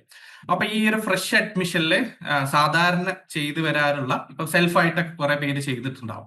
അപ്പൊ അങ്ങനെ ചെയ്ത് വന്നവരിൽ നമ്മൾ ഐഡന്റിഫൈ ചെയ്തിട്ടുള്ള കുറച്ച് കോമൺ മിസ്റ്റേക്സ് എന്തൊക്കെയാണ് വരാറുള്ളത് എന്നുള്ളതാണ് പറയാൻ പോകുന്നത്. അപ്പം സെൽഫായിട്ട് നിങ്ങൾ കുറച്ച് പേരൊക്കെ തന്നെ സെൽഫായിട്ട് ചെയ്തിട്ടുണ്ടാവും. അതിൽ പലർക്കും നിങ്ങളുടെ പ്രോഗ്രാം മാറിപ്പോയ കുറെ പേരുണ്ട്, എസ്പെഷ്യലി നമ്മുടെ UG പ്രോഗ്രാമിൽ. കാരണം അതിൽ 4 ഇയർ ഡിഗ്രീസ് ഉണ്ട്, 3 ഇയർ ഡിഗ്രി ഉണ്ട്, അതുപോലെ തന്നെ bachelor of arts, multi disciplinary. അപ്പൊ അങ്ങനെ ഒരുപാട് പ്രോഗ്രാംസ് അത് ലിസ്റ്റ് ചെയ്തിട്ടുണ്ട്. പക്ഷെ നമ്മൾ വിചാരിച്ച ഒരു പ്രോഗ്രാം ആയിരിക്കില്ല നമ്മൾ അപ്ലൈ ചെയ്തിട്ടുണ്ടാവും. അപ്പൊ അങ്ങനെ ഒരു സിറ്റുവേഷൻ വരാറുണ്ട്. അതുപോലെ തന്നെ നമ്മൾ അപ്ലോഡ് ചെയ്യുന്ന ഡോക്യുമെന്റ്സ്, ഇപ്പൊ നിങ്ങൾ നമ്മുടെ ലേൺവൈസിന്റെ ഗൂഗിൾ ഫോം നിങ്ങൾ കിട്ടിയപ്പോൾ നിങ്ങളിവിടെ ഫോട്ടോയും കാര്യങ്ങളൊക്കെ അപ്ലോഡ് ചെയ്യാൻ പറയാറുണ്ടല്ലോ. അപ്പൊ ഏറ്റവും നല്ല ക്ലാരിറ്റിയിലുള്ള ഫോട്ടോ തന്നെ നിങ്ങൾ അപ്ലോഡ് ചെയ്യാൻ വേണ്ടിയിട്ട് ശ്രദ്ധിക്കുക. അല്ലെങ്കിൽ ചിലപ്പം അഡ്മിഷൻ സമയത്ത് അത് ഡിസ്ക്രിപ്പൻസി എന്ന് പറയും. അതായത് നമ്മുടെ അഡ്മിഷൻ പ്രോസസ്സ് ചെയ്യുമ്പോൾ അത് റീ അപ്ലോഡ് ചെയ്യാൻ വേണ്ടിയിട്ട് നമുക്ക് മെയിലും കാര്യങ്ങളൊക്കെ വരും. അപ്പൊ അതില്ലാതിരിക്കാൻ വേണ്ടിയിട്ട് ഏറ്റവും നല്ല ക്വാളിറ്റി ഉള്ള ഫോട്ടോസ് തന്നെ സ്കാൻ ചെയ്ത് നിങ്ങൾ അപ്ലോഡ് ചെയ്യുക. അതായത് നമ്മുടെ ലേൺവൈസ് വഴി എടുക്കുന്നതാണെങ്കിൽ നമ്മുടെ ആ ഡ്രൈവിൽ നിങ്ങൾ അപ്ലോഡ് ചെയ്യുക. അല്ലെങ്കിൽ നിങ്ങൾ സെൽഫായി ചെയ്യുന്നുണ്ടെങ്കിൽ ഏറ്റവും നല്ല ക്വാളിറ്റിയുള്ള ഫോട്ടോസ് തന്നെ നിങ്ങൾ സ്കാൻ ചെയ്ത് അപ്ലോഡ് ചെയ്യുന്നുണ്ട് എന്നുള്ളത് ഉറപ്പുവരുത്തുക. പിന്നെ ഉള്ളത് നമ്മുടെ റെസിപ്റ്റ്സ് കാര്യങ്ങൾ നിങ്ങൾ സേവ് ചെയ്ത് വെക്കുക എന്നുള്ളതാണ്. അതായിരിക്കും നമ്മുടെ പ്രൂഫ് എന്ന് പറയുന്നത്. അപ്പം അത് സേവ് ചെയ്ത് വെക്കാൻ നിങ്ങൾ വിട്ടുപോകരുത്. പിന്നെ ഉള്ളത് നമ്മൾ നേരത്തെ പറഞ്ഞ പോലെ ഫോൺ നമ്പറും ഇമെയിൽ ഐ ഡി. ഇപ്രാവശ്യം ഇമെയിൽ ഐ ഡിയും കൂടി അഡീഷണലി ചോദിക്കുന്നുണ്ട്. അതിലോട്ട് OTP വരും. ഇമെയിൽ ഐ ഡിയിൽ OTP വന്നിട്ട് അത് വെച്ചിട്ടാണ് നമ്മൾ ഓൾറെഡി രജിസ്റ്റർ ചെയ്തിട്ടുള്ള കാര്യങ്ങൾ നമ്മൾ റീലോഗിൻ ചെയ്യുവാണെങ്കിൽ ആ ഒരു ഇമെയിലിൽ OTP വന്നിട്ട്, അപ്പൊ ഇമെയിൽ ഐ ഡിയും ഫോൺ നമ്പറും കറക്റ്റ് ആയിട്ട് നമ്മൾ യൂസ് ചെയ്യുന്ന ഫംഗ്ഷണൽ നമുക്ക് ഓർമ്മയുള്ള email, especially email I D ആയിരിക്കും പലർക്കും ബുദ്ധിമുട്ടുണ്ടാവുക. അപ്പൊ അത് നിങ്ങൾക്ക് എന്തായാലും ഒരു ഇമെയിൽ ഐ ഡി നിങ്ങൾക്ക് ഉണ്ടാവില്ല. ഇനി ഇല്ലാത്തവരുണ്ടെങ്കിൽ ഒന്ന് ക്രിയേറ്റ് ചെയ്ത് വെക്കുന്നത് ഏറ്റവും നല്ലതാണ്. അത് മസ്റ്റ് ആണ് നമുക്ക് അഡ്മിഷൻ എടുക്കുമ്പോൾ. അപ്പൊ അതിലോട്ടാണ് നമ്മുടെ മെസ്സേജസ് ഒക്കെ വരും. എന്തെങ്കിലും ഫോർ എക്സാമ്പിൾ നമ്മൾ അപ്ലൈ ചെയ്തതിൽ എന്തെങ്കിലും മിസ്റ്റേക്സ് ഉണ്ടോ കാര്യങ്ങളൊക്കെ മെയിലിലോട്ടാണ് വരുന്നുണ്ടാവും. പിന്നെയുള്ള ഒരു കോമൺ മിസ്റ്റേക്ക് എന്ന് പറയുന്നത് ലാസ്റ്റ് ഡേറ്റിലോട്ട് വെയിറ്റ് ചെയ്യുക എന്നുള്ളതാണ്. കാരണം ഇഗ്നോയുടെ ലാസ്റ്റ് സമയത്തിലോട്ട് നമ്മുടെ അഡ്മിഷൻ എടുപ്പിക്കും. ഇപ്പൊ നിങ്ങളൊക്കെ അഡ്മിഷൻ എടുത്തപ്പോൾ നമ്മുടെ കൗൺസിലേഴ്സ് ഒക്കെ നിങ്ങളോട് പറഞ്ഞിട്ടുണ്ടാവും ലാസ്റ്റിലോട്ട് വെയിറ്റ് ചെയ്യരുത്. കാരണം ലാസ്റ്റിലോട്ട് വെയിറ്റ് ചെയ്യുമ്പോൾ ഒരുപാട് ടെക്നിക്കൽ ഇഷ്യൂസ് വരാൻ സാധ്യത. കാരണം കുറെ പേര് അഡ്മിഷൻ എടുക്കാൻ വരുമ്പോൾ ചിലപ്പോൾ പേയ്മെന്റ് ഫെയിൽ ആവും, ചിലപ്പോൾ നമ്മൾ ഉദ്ദേശിച്ച രീതിയിൽ അത് സൈറ്റ് ലോഡ് ആയിക്കൊള്ളുന്നില്ല, സൈറ്റ് ഡൗൺ ആവാൻ ചാൻസ് ഉണ്ട്. അപ്പൊ അങ്ങനെ ലാസ്റ്റ് ഡേറ്റിലോട്ട് നമ്മൾ അത് എക്സ്റ്റെൻഡ് ചെയ്ത് പോയി കഴിഞ്ഞാൽ ചിലപ്പോൾ നമുക്കൊരു സൈക്കിൾ തന്നെ മിക്സ് ആവും. ഇപ്പൊ നിങ്ങൾക്കറിയാം ഇഗ്നോയിൽ 2 സൈക്കിൾ ഉണ്ട്. ഇപ്പം ജനുവരി സൈക്കിളാണ് അഡ്മിഷൻ നടന്നുകൊണ്ടിരിക്കുന്നത്. അത് കഴിഞ്ഞിട്ടുള്ള രണ്ടാമത്തെ സൈക്കിൾ വരുന്നത് ജൂലൈ സൈക്കിളാണ്. അങ്ങനെ 2 സൈക്കിൾ നമുക്ക് അഡ്മിഷൻ എടുക്കാൻ പറ്റും. അതെല്ലാവർക്കും അറിയുന്നു വിചാരിക്കുന്നു. ജനുവരിയിലും എടുക്കാം, ജൂലൈയിലും എടുക്കാം. അപ്പം ജനുവരി അഡ്മിഷൻ സൈക്കിൾ ക്ലോസ് ആയി കഴിഞ്ഞാൽ പിന്നെ നമ്മൾ വരുന്നത് 6 മാസം കഴിഞ്ഞിട്ടാണ് അതിന്റെ ഒരു ഡ്യൂറേഷൻ നോക്കുക. കാരണം ജനുവരി സൈക്കിൾ ജനുവരിയിൽ സ്റ്റാർട്ട് ചെയ്തിട്ടുണ്ട്. അത് ക്ലോസ് ചെയ്ത് കഴിഞ്ഞാൽ, ക്ലോസ് മിക്കവാറും ഫെബ്രുവരി 15 ഇപ്പം പറയുന്നത്. അപ്പൊ ആ ഒരു ടൈം കൊണ്ട് അത് ക്ലോസ് ചെയ്ത് കഴിഞ്ഞാൽ പിന്നെ നമുക്ക് അഡ്മിഷൻ എടുക്കാൻ പറ്റുക ജൂലൈ സൈക്കിളാണ്. ജൂലൈയിലാണ് പിന്നെ അഡ്മിഷൻ എടുക്കാൻ പറ്റുള്ളൂ. അപ്പൊ അത്രയും നമ്മുടെ സമയം ഒരു അക്കാഡമിക് ലൈഫ്, നിങ്ങൾ പല ഉദ്ദേശത്തിലും ആയിരിക്കും നിങ്ങൾ അഡ്മിഷൻ എടുത്തിട്ടുണ്ട്. അപ്പൊ അത്രയും ഡിലേ വരും. അപ്പൊ അതുകൊണ്ട് ലാസ്റ്റ് ടൈമിലോട്ട് ഇത് വെക്കാതിരിക്കുക എന്നുള്ളത് വളരെ ഇമ്പോർട്ടന്റ് ആയിട്ടുള്ള ഒരു കാര്യമാണ്. അപ്പൊ അത് ജസ്റ്റ് കോമൺ മിസ്റ്റേക്സ് പറഞ്ഞതാണ്. ഇപ്പൊ നമ്മുടെ ഫ്രഷ് അഡ്മിഷൻ എങ്ങനെ എടുക്കുന്നത് എന്നുള്ളത് നിങ്ങൾക്ക് മനസ്സിലായെന്ന് വിചാരിക്കുന്നു. പിന്നെ ഒന്നുകൂടി റീട്രേറ്റ് ചെയ്യാണ്, ലേൺവൈസ് ടീം ആരും അഡ്മിഷൻ എടുത്തിട്ടില്ലെങ്കിൽ നമ്മുടെ ടീം അത് നിങ്ങൾക്ക് എടുത്തു തരുന്നതായിരിക്കും. അപ്പൊ നിങ്ങൾ ആരും പാനിക് ആകേണ്ട ആവശ്യമില്ല, നമ്മുടെ ടീം അതിന് നിങ്ങളെ ഹെൽപ്പ് ചെയ്യുന്നതായിരിക്കും.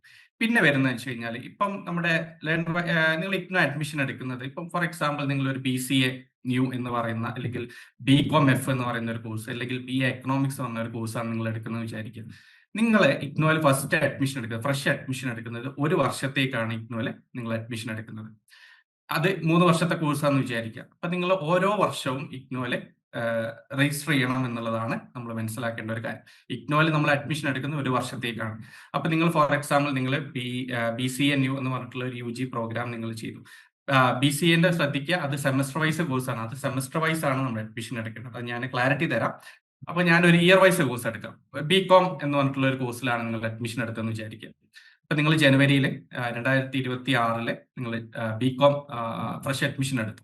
ഇനി അതിന്റെ സെക്കൻഡ് ഇയർ എത്തുമ്പോൾ നിങ്ങൾ വീണ്ടും ഇഗ്നോയില് അഡ്മിഷൻ എടുക്കണം. അപ്പൊ അതിന് പറയുന്ന പേരാണ് റീ രജിസ്ട്രേഷൻ എന്ന് പറയും.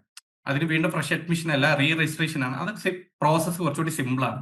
ഇപ്പൊ ഫ്രഷ് അഡ്മിഷനിൽ നമ്മൾ എന്തൊക്കെ ചെയ്യണം? നമുക്കൊരു ഫോൺ നമ്പർ, ഒരു ഇമെയിൽ ID, ഫോൺ നമ്പർ, പിന്നെ അതുപോലെ തന്നെ നമ്മുടെ സർട്ടിഫിക്കറ്റ്, +2 സർട്ടിഫിക്കറ്റ്, ഡിഗ്രി സർട്ടിഫിക്കറ്റ്, ഇങ്ങനെയുള്ള ഒരുപാട് കാര്യങ്ങൾ നമ്മൾ ചെയ്യേണ്ടത്. റീ രജിസ്ട്രേഷൻ സമയത്ത് ഇതൊന്നും വേണ്ട. നമുക്കൊരു സ്റ്റുഡന്റ് പോർട്ടൽ ഉണ്ടാവും. അതിൽ കയറിയിട്ട് നമ്മുടെ പേപ്പേഴ്സ് സെലക്ട് ചെയ്തിട്ട് ഫീസും അടച്ച് അഡ്മിഷൻ എടുക്കാൻ പറ്റും. വളരെ സിമ്പിൾ ആണ് റീ രജിസ്ട്രേഷൻ എന്ന് പറയുന്നത്. അപ്പം ഇപ്പം നമ്മുടെ ഫ്രഷ് അഡ്മിഷന്റെ കൂടെ തന്നെ റീ രജിസ്ട്രേഷന്റെ പോർട്ടലും ഓപ്പൺ ആയിരിക്കും. അതും നമുക്ക് ചെയ്യാൻ പറ്റും. അപ്പൊ നിങ്ങളിപ്പോ 2026 ജനുവരിയിൽ അഡ്മിഷൻ എടുത്തവർക്ക് ഇയർ വൈസ് കോഴ്സാണ്. ഇപ്പം ഫോർ എക്സാമ്പിൾ നിങ്ങൾ ഒരു MA സോഷ്യോളജി കോഴ്സ്, അല്ലെങ്കിൽ BA എക്കണോമിക്സ്, അല്ലെങ്കിൽ BCom പോലെയുള്ള കോഴ്സസ് ആണെങ്കിൽ ഇയർ വൈസ് കോഴ്സാണ്. നിങ്ങൾക്ക് ഇനി റീ രജിസ്ട്രേഷൻ ചെയ്യുക 2027 ജനുവരി സൈക്കിളിൽ റീ രജിസ്ട്രേഷൻ പോർട്ടൽ ഓപ്പൺ ആകുമ്പോഴാണ് നിങ്ങൾ അതിന്റെ റീ രജിസ്ട്രേഷൻ ചെയ്യുക. സെക്കൻഡ് ഇയർക്ക് നിങ്ങൾ അഡ്മിഷൻ എടുക്കണം. പിന്നെ ഒരു വർഷം കഴിഞ്ഞു കഴിഞ്ഞാൽ നിങ്ങൾ തേർഡ് ഇയറിലോട്ട്. അപ്പോൾ ഓരോ വർഷം കഴിയുമ്പോഴാണ് നമ്മൾ എലിജിബിൾ ആവുക എന്നുള്ളത് പ്രത്യേകം ഓർക്കുക. പിന്നെ അതിന് വേറൊരു ക്രൈറ്റീരിയ ഉണ്ട്. നിങ്ങൾ സെക്കൻഡ് ഇയർ അഡ്മിഷൻ എടുക്കാൻ എന്ത് ചെയ്യേണ്ട, നിങ്ങൾ പരീക്ഷ എഴുതണമെന്നോ അസൈൻമെന്റ് എഴുതണമെന്നൊന്നുമില്ല. നിങ്ങൾ ആ റിക്വയർഡ് ആയിട്ടുള്ള മിനിമം ഇയർ നിങ്ങൾ കംപ്ലീറ്റ് ചെയ്ത് കഴിഞ്ഞാൽ നിങ്ങൾക്ക് അഡ്മിഷൻ എടുക്കാൻ നിങ്ങൾ എലിജിബിൾ ആണ്. അപ്പോൾ ജനുവരി 2026 അഡ്മിഷൻ എടുത്തവർക്ക് 2027 ജനുവരി ആകുമ്പോൾ അവർ ഓട്ടോമാറ്റിക് ആയിട്ട് എലിജിബിൾ ആണ് എന്ത് റീ രജിസ്ട്രേഷൻ ചെയ്യാൻ. ഓക്കെ, ഇനി സെയിം കേസ് ഇപ്പൊ MBA പോലെയുള്ള കോഴ്സസ്, BCA പോലെയുള്ള കോഴ്സസ്, MSc മാത്തമാറ്റിക്സ് പോലെയുള്ള കോഴ്സസ് ഒക്കെ തന്നെ സെമസ്റ്റർ വൈസ് കോഴ്സാണ്. അതിന് നിങ്ങൾ ഓരോ സെമസ്റ്ററിനായിരിക്കും നിങ്ങൾ അഡ്മിഷൻ എടുക്കുന്നുണ്ടാവും. അപ്പൊ അത് ജനുവരി 2026 നിങ്ങൾ ഫസ്റ്റ് സെം BCA ന്യൂ ആണെങ്കിൽ ഫസ്റ്റ് സെം നിങ്ങൾ എടുത്തു. ജൂലൈ 2026 അഡ്മിഷൻ പോർട്ടൽ ഓപ്പൺ ആകുമ്പോൾ റീ രജിസ്ട്രേഷൻ നിങ്ങൾ ചെയ്യും സെക്കൻഡ് സെമ്മിലോട്ട്. അങ്ങനെ ഓരോ സെമ്മിനും നമ്മൾ അഡ്മിഷൻ എടുക്കണം. അതാണ് സെമസ്റ്റർ വൈസ് പ്രോഗ്രാമിന്റെ പ്രത്യേകത എന്ന് പറയുന്നത്. അത് ക്ലിയർ ആണെന്ന് വിചാരിക്കുന്നു. അപ്പൊ നമ്മൾ സെക്കൻഡ് ഇയറിലോട്ടും അല്ലെങ്കിൽ സെക്കൻഡ് സെമ്മിലോട്ടൊക്കെ ഇഗ്നോയിലെ അഡ്മിഷൻ എടുക്കും അതിന് റീ രജിസ്ട്രേഷൻ എന്നാണ് പറയാം. അതെല്ലാവരും ക്ലാരിറ്റി വരുത്തുക. അതിന് ഫ്രഷ് അഡ്മിഷൻ എന്നല്ല പറയാം, റീ രജിസ്ട്രേഷൻ. അതിന് ഡിഫറെന്റ് പോർട്ടലാണ് കാണുന്നത്. അപ്പൊ നിങ്ങൾ ഇവിടെ കാണുന്നുണ്ടല്ലോ. അപ്പൊ അതിന്റെ ലാസ്റ്റ് ഡേറ്റ് കാര്യങ്ങളൊക്കെ കൊടുത്തിട്ടുണ്ട്. നേരത്തെ കണ്ട പോർട്ടലല്ല ഇത്. ഓൺലൈൻ RR.IGNOU.AC.in എന്ന് പറയുന്ന ഒരു സൈറ്റിലാണ് ഇതുണ്ടായിരിക്കും. ഇതും നമ്മുടെ ലേൺവൈസ് ടീം നിങ്ങൾക്ക് ചെയ്തു തരുന്നതായിരിക്കും.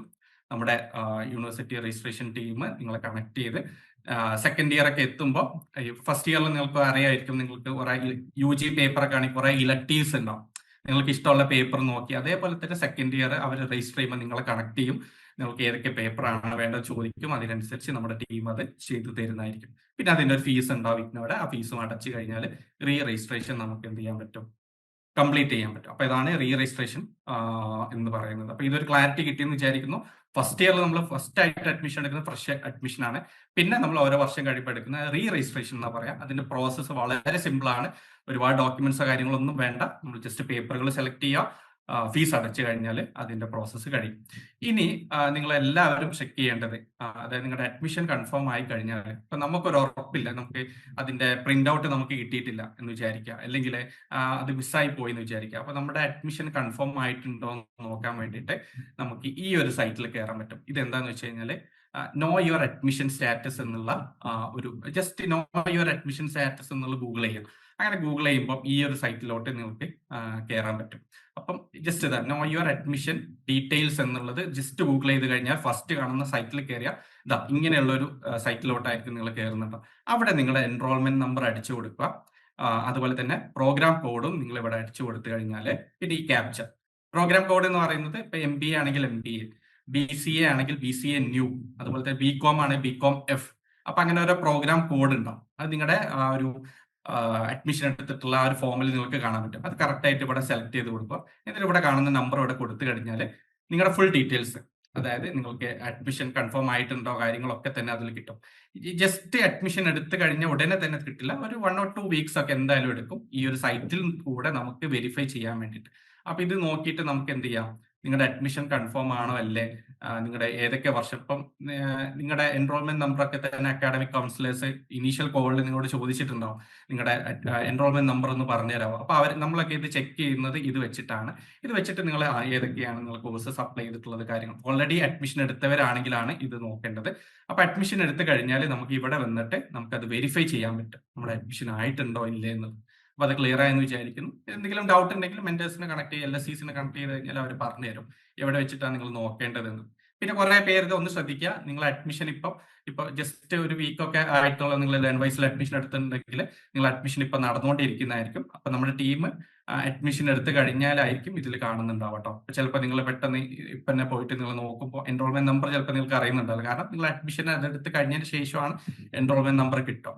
ഓക്കെ, അത് കിട്ടിയവർക്ക് മാത്രമാണ് ഇത് നോക്കേണ്ടത്. അല്ലാത്തവർ ഇത് നോക്കിയിട്ട് കാര്യമില്ല, കാരണം കുറച്ച് കാര്യങ്ങൾ ഇവിടെ കൊടുക്കാനുണ്ട്. അപ്പൊ ഇവിടെ വെച്ചിട്ട് നമുക്ക് എന്ത് ചെയ്യാം, നമ്മുടെ അഡ്മിഷൻ ആയിട്ടുണ്ടോ. ഫോർ എക്സാമ്പിൾ നിങ്ങൾ അടുത്ത വർഷം റീ രജിസ്ട്രേഷൻ ചെയ്യുമ്പോൾ നിങ്ങൾക്ക് ഇതിൽ നോക്കാം നമ്മുടെ റീ രജിസ്ട്രേഷൻ ആയിട്ടുണ്ടോ, second year admission second sem re registration ഞാൻ ചെയ്തിട്ടുണ്ടോ എന്നുള്ളതൊക്കെ തന്നെ ഇതിൽ നോക്കിയാൽ നമുക്ക് കാണാൻ പറ്റും. ഇനി രണ്ടാമത്തെ കാര്യം, ഇപ്പൊ നമ്മൾ എന്ത് ചെയ്തു, ഫ്രഷ് അഡ്മിഷൻ നമ്മൾ ഡിസ്കസ് ചെയ്തു. Re registration. അതായത് റീ രജിസ്ട്രേഷൻ എന്ന് പറയുന്നത് നമ്മുടെ സെക്കൻഡ് ഇയർ അഡ്മിഷൻ ഇഗ്നോൾ ചെയ്യുന്നതിന് റീ രജിസ്ട്രേഷൻ എന്ന് പറയും. അതും നമ്മൾ ഡിസ്കസ് ചെയ്തു. അപ്പൊ അത് 3 വർഷത്തിന്റെ നമ്മൾ ചെയ്ത് കഴിഞ്ഞാൽ അത് കഴിയും. ഇനി നമ്മൾ മെയിൻ ആയിട്ടുള്ള ഒരു കാര്യം, നിങ്ങൾക്ക് പലപ്പോഴും ഡൗട്ട് ഉള്ള ഒരു കാര്യമാണ് അസൈൻമെന്റ്സിന്റെ കാര്യത്തിലാണ്. അപ്പൊ അതിലോട്ടാണ് നമ്മൾ കടക്കുന്നത്. അപ്പൊ ഇഗ്നോയില് നമ്മളിപ്പോ 2026 നിങ്ങളിപ്പോ അഡ്മിഷൻ എടുത്തു. ഓക്കെ, നിങ്ങൾ അഡ്മിഷൻ എടുത്ത് കൺഫേം ആയെന്ന് വിചാരിക്കുക. അങ്ങനെ ആയി വന്നു കഴിഞ്ഞാൽ നിങ്ങൾ MBA പോലെയുള്ള കോഴ്സസ് ഉള്ളവരൊക്കെ ഇതിൽ ഉണ്ടാവും. MBA-കാരുണ്ടാവും. അതുപോലെ തന്നെ MCOM-കാർ ഇയർ വൈസ് ആണെങ്കിൽ പരീക്ഷ സെമസ്റ്റർ വൈസ് എഴുതാം. അതുപോലെ തന്നെ MSc മാത്സുകാരുണ്ടാവും, PCA-കാരുണ്ടാവും, അങ്ങനെ ഒരുപാട് പേരുണ്ടാവും. അതുപോലെ തന്നെ BBA-കാരുണ്ടാവും. BBA-ക്കും സെമസ്റ്റർ വൈസ് എക്സാം എഴുതാം. അപ്പൊ നിങ്ങൾ ഏറ്റവും ആദ്യം ചെയ്യേണ്ട ഒരു കാര്യം എന്ന് പറയുന്നത് അസൈൻമെന്റ് എഴുതുക എന്നുള്ളതാണ്. അപ്പൊ നിങ്ങളുടെ എക്സാമിന്റെ തൊട്ട് മുന്നേ ഉള്ള സമയത്ത് നിങ്ങൾ അസൈൻമെന്റ് എഴുതി. ഇപ്പൊ 2026 അഡ്മിഷൻ എടുത്ത year wise course, for example BCOM-കാര്, അതുപോലെ തന്നെ BA എക്കണോമിക്സ്, അതുപോലെ തന്നെ MA sociology, MA economics, MSc food safety, അതുപോലെ ഇയർ വൈസ് കോഴ്സസ് ഒക്കെ ആണെങ്കിൽ നിങ്ങൾ ഒക്ടോബറിൽ സബ്മിറ്റ് ചെയ്യേണ്ട ഒരു അസൈൻമെന്റ് ഉണ്ട്. അതാണ് നിങ്ങൾ അസൈൻമെന്റ് സബ്മിറ്റ് ചെയ്യേണ്ടത്. സെമസ്റ്റർ വൈസ് കോഴ്സ് ആണെങ്കിൽ നിങ്ങൾ ഈ ഒരു മാർച്ചിൽ ഡെഡ് ലൈൻ വരുന്ന ഒരു അസൈൻമെന്റ് അത് നിങ്ങൾ സബ്മിറ്റ് ചെയ്യണം. അപ്പൊ അസൈൻമെന്റ് എന്ന് പറയുന്നത് നമ്മുടെ ഓവറോൾ ഗ്രേഡ് കാർഡ് വരുമ്പോൾ 30% വെയിറ്റേജ് നമ്മുടെ അസൈൻമെന്റിനാണ് ഇഗ്നോയിൽ വരുന്നത്. അപ്പം എക്സാമിന്റെ കൂടെ തന്നെ അസൈൻമെന്റ് എന്നുള്ളത് ഇഗ്നോയിൽ വളരെ ക്രൂഷ്യൽ ആയിട്ടുള്ള കാര്യമാണ്. അപ്പം അസൈൻമെന്റ് കറക്റ്റ് ആയിട്ട് സമയത്ത് നിങ്ങൾ സബ്മിറ്റ് ചെയ്യുക എന്നുള്ളത് വളരെ ഇമ്പോർട്ടന്റ് ആയിട്ടുള്ള കാര്യം. ഇനി നമുക്ക് എന്ത് ചെയ്യാം, ജസ്റ്റ് എന്താണ് അസൈൻമെന്റ് കാര്യങ്ങൾ, എവിടെ നിന്നൊക്കെയാണ് ഇത് കിട്ടുക എന്നുള്ളത് നമുക്ക് ഡീറ്റെയിൽ ആയിട്ട് ഡിസ്കസ് ചെയ്യും. ഒന്ന് എന്ന് പറയുന്നത് നിങ്ങൾക്ക് ആദ്യമായിട്ട് അസൈൻമെന്റ് ഇഗ്നോ ഒഫീഷ്യൽ സോഴ്സസ് നിന്ന് എവിടെ നിന്ന് കിട്ടുക എന്ന് വെച്ച് കഴിഞ്ഞാൽ ഇഗ്നോയുടെ ഒഫീഷ്യൽ സൈറ്റിൽ പോയി കഴിഞ്ഞാൽ നമുക്ക് അസൈൻമെന്റിന്റെ ക്വസ്റ്റ്യൻ പേപ്പർ കിട്ടും. അതുപോലെ തന്നെ ഈ ക്വസ്റ്റ്യൻ പേപ്പർ ഒക്കെ തന്നെ നമ്മുടെ ലേൺവൈസിന്റെ ആപ്പിൽ അവൈലബിൾ ആയിരിക്കും കേട്ടോ. അപ്പൊ നാളത്തെ ഒരു സെഷൻ നമ്മുടെ ലേൺവൈസിന്റെ ഫുൾ റിസോഴ്സസ് കാര്യങ്ങൾ ഡിസ്കസ് ചെയ്യുന്നതിൽ നമ്മൾ ഡീറ്റെയിൽ ആയിട്ട് അത് ഡിസ്കസ് ചെയ്യുന്നതായിരിക്കും. അപ്പൊ ഇപ്പം ശ്രദ്ധിക്കാനുള്ളത് നമ്മുടെ അസൈൻമെന്റ് ഇഗ്നോയിൽ നിന്ന് എവിടെ നിന്ന് കിട്ടുന്നത് വെച്ച് കഴിഞ്ഞാൽ ഇഗ്നോയുടെ ഒഫീഷ്യൽ സൈറ്റിൽ ഇഗ്നോ എന്നുള്ള നിങ്ങൾ ഗൂഗിൾ ചെയ്ത് കഴിഞ്ഞാൽ igno.ac.in എന്നുള്ള സൈറ്റ് ആയിരിക്കും കിട്ടുക. അത് ക്ലിക്ക് ചെയ്ത് കഴിഞ്ഞാൽ അവിടെ സ്റ്റുഡന്റ് സർവീസ് എന്നുള്ള ഒരു സെക്ഷൻ കാണാം, മേലെ ഇവിടെ ഇങ്ങനെ കാണാം. അത് ക്ലിക്ക് ചെയ്ത് കഴിഞ്ഞാൽ അവിടെ ഡൗൺലോഡ് ഓപ്ഷനിൽ പോയി കഴിഞ്ഞാൽ ഇവിടെ ഒരുപാട് ഓപ്ഷൻസ് കൊടുത്തിട്ടുണ്ടാവും. അതിൽ അസൈൻമെന്റ് പോർട്ടൽ അല്ലെങ്കിൽ അസൈൻമെന്റ് ക്വസ്റ്റ്യൻസ് എന്നുള്ള സെക്ഷൻ ക്ലിക്ക് ചെയ്ത് കഴിഞ്ഞാൽ എല്ലാ പേപ്പറിന്റെയും ഇവിടെ ലിസ്റ്റ് ചെയ്ത് നിങ്ങൾക്ക് കാണാൻ പറ്റും. അപ്പൊ ഇവിടെ നിന്ന് നമുക്ക് കാണാം. പക്ഷെ ഇത് കുറച്ചൊരു കോംപ്ലക്സ് ആണ്. നമ്മൾ സെർച്ച് ചെയ്തൊക്കെ ആയിട്ട് എല്ലാ ക്വസ്റ്റ്യൻസിന്റെ ഒറ്റയുടെ ഒരു ലിസ്റ്റ് ആയിട്ടായിരിക്കും വരുന്നുണ്ടാവും. അപ്പൊ നമുക്കത് സെർച്ച് ചെയ്ത് കണ്ടെത്തുക എന്ന് പറയുന്നത് കുറച്ച് ബുദ്ധിമുട്ടായിരിക്കും. പക്ഷെ ഒരു എഫേർട്ട് എടുത്ത് കഴിഞ്ഞാൽ കാണാം. പക്ഷെ നിങ്ങൾക്ക് കുറച്ചുകൂടി എളുപ്പമാക്കാൻ വേണ്ടിയിട്ട് നമ്മുടെ ലേൺവൈസിന്റെ ആപ്പിൽ അസൈൻമെന്റ് സെക്ഷനിൽ പോയി കഴിഞ്ഞാൽ ലേറ്റസ്റ്റ് ക്വസ്റ്റ്യൻ പേപ്പർ അവിടെ കൊടുത്തിട്ടുണ്ടാവും. അതാണ് നിങ്ങൾ എഴുതേണ്ടത്. ഇനി അസൈൻമെന്റിന്റെ ക്വസ്റ്റ്യൻ പേപ്പർ ഇങ്ങനെയായിരിക്കും വരുന്നുണ്ടാവുക. അപ്പൊ അതിന്റെ ഒരു ഫോട്ടോ ആണ് ഇവിടെ കൊടുത്തിട്ടുള്ളത്. അപ്പൊ അതിൽ നിങ്ങൾ അതിന്റെ വാലിഡിറ്റി ഒക്കെ ഇവിടെ തന്നെ എഴുതിയിട്ടുണ്ടാവും. ഏതൊക്കെ സൈക്കിളിൽ അഡ്മിഷൻ എടുത്തവർക്കാണ് ഈ അസൈൻമെന്റ് എഴുതാൻ പറ്റുക എന്നുള്ളത് പ്രത്യേകം നോട്ട് ചെയ്യണം. പഴയ വാലിഡിറ്റി കഴിഞ്ഞിട്ടുള്ള അസൈൻമെന്റ് ഒരിക്കലും നിങ്ങൾ എഴുതരുത്.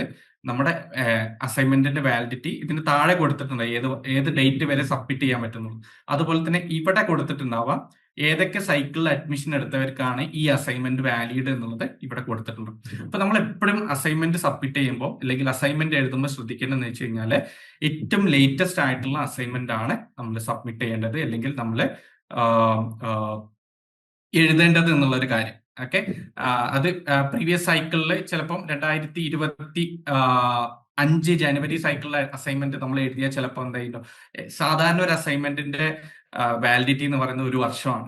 ഓക്കെ, ഇപ്പൊ 2026 അല്ലെങ്കിൽ 2025 ജൂലൈയിലും 2026 ജനുവരി സൈക്കിളിലും ആയിട്ട് അങ്ങനെ ആയിരിക്കും അസൈൻമെന്റ് വരാറുള്ളത്. 2 സൈക്കിള് കൂട്ടിയിട്ടായിരിക്കും വരിക. അപ്പൊ ഈ 2 സൈക്കിളുള്ളവർക്ക് ഈ അസൈൻമെന്റ് ആയിരിക്കും സബ്മിറ്റ് ചെയ്യേണ്ടി വരും. ഓക്കെ, ഇനി ഫോർ എക്സാമ്പിൾ നിങ്ങൾ 2025 അഡ്മിഷൻ 2026 നിങ്ങൾ അഡ്മിഷൻ എടുത്തത്, നിങ്ങൾ ഫസ്റ്റ് ഇയറിന്റെ അസൈൻമെന്റ് എഴുതിയിട്ടില്ല. ഇനി എന്ത് ചെയ്തു, നിങ്ങൾ 2027 ഫസ്റ്റ് ഇയറിന്റെ എക്സാം എഴുതാൻ പോകുന്നതെന്ന് വെച്ച് കഴിഞ്ഞാൽ പക്ഷെ നിങ്ങൾ 2027 ഏറ്റവും ലേറ്റസ്റ്റ് അസൈൻമെന്റ് ആണ് നിങ്ങൾ എഴുതേണ്ടത്. കാരണം നിങ്ങളുടെ അഡ്മിഷൻ എടുത്തിട്ടുള്ള സൈക്കിൾ നോക്കിയിട്ടല്ല എഴുതേണ്ടത്. ഏറ്റവും ലേറ്റസ്റ്റ് ആയിട്ടുള്ള അസൈൻമെന്റ് ഏതാണോ അതാണ് നിങ്ങൾ എഴുതേണ്ടത്. അത് പ്രത്യേകം ശ്രദ്ധിക്കുക. അത് നമ്മുടെ ആപ്പിൽ കയറി കഴിഞ്ഞാലോ കുറെ ഇയേഴ്സ് നിങ്ങൾ കൊടുത്ത് കാണും. അതിൽ ഏറ്റവും ലേറ്റസ്റ്റ് ആയിട്ടുള്ള അസൈൻമെന്റ് നോക്കിയിട്ടാണ് നിങ്ങൾ എഴുതേണ്ടത് എന്നുള്ള കാര്യം പ്രത്യേകം ശ്രദ്ധിക്കുക. നിങ്ങളുടെ സൈക്കിൾ ഏതായിക്കോട്ടെ ഏറ്റവും ലേറ്റസ്റ്റ് ആയിട്ടുള്ള അസൈൻമെന്റ് ആണ് നിങ്ങൾ എഴുതേണ്ടത്. ഓക്കെ, ഇനി അസൈൻമെന്റ് ഡെഡ് ലൈൻസ് കുറച്ചേ ഉണ്ടാവും. അപ്പൊ അത് അസൈൻമെന്റിൽ പിന്നെ നേരത്തെ പറഞ്ഞ പോലെ PDF അവിടെ എഴുതിയിട്ടുണ്ടാവും ഈ അസൈൻമെന്റ് ഇത്ര അളവിലേക്കുള്ളതാണ്, ഇന്ന ഡേറ്റിനുള്ളിൽ ഇത് സബ്മിറ്റ് ചെയ്യണം എന്നുള്ളത്. അപ്പൊ ആ ഒരു കാര്യങ്ങളൊക്കെ തന്നെ നിങ്ങൾ എന്ത് ചെയ്യാം, ഒന്ന് നോട്ട് ചെയ്യാം. പിന്നെയുള്ളത് അസൈൻമെന്റിന്റെ കാര്യം പറയുമ്പോൾ ഇത് എങ്ങനെ സബ്മിറ്റ് ചെയ്യാന്നുള്ള ഒരു കാര്യം പലർക്കും ഡൗട്ട് ഉണ്ടാവും.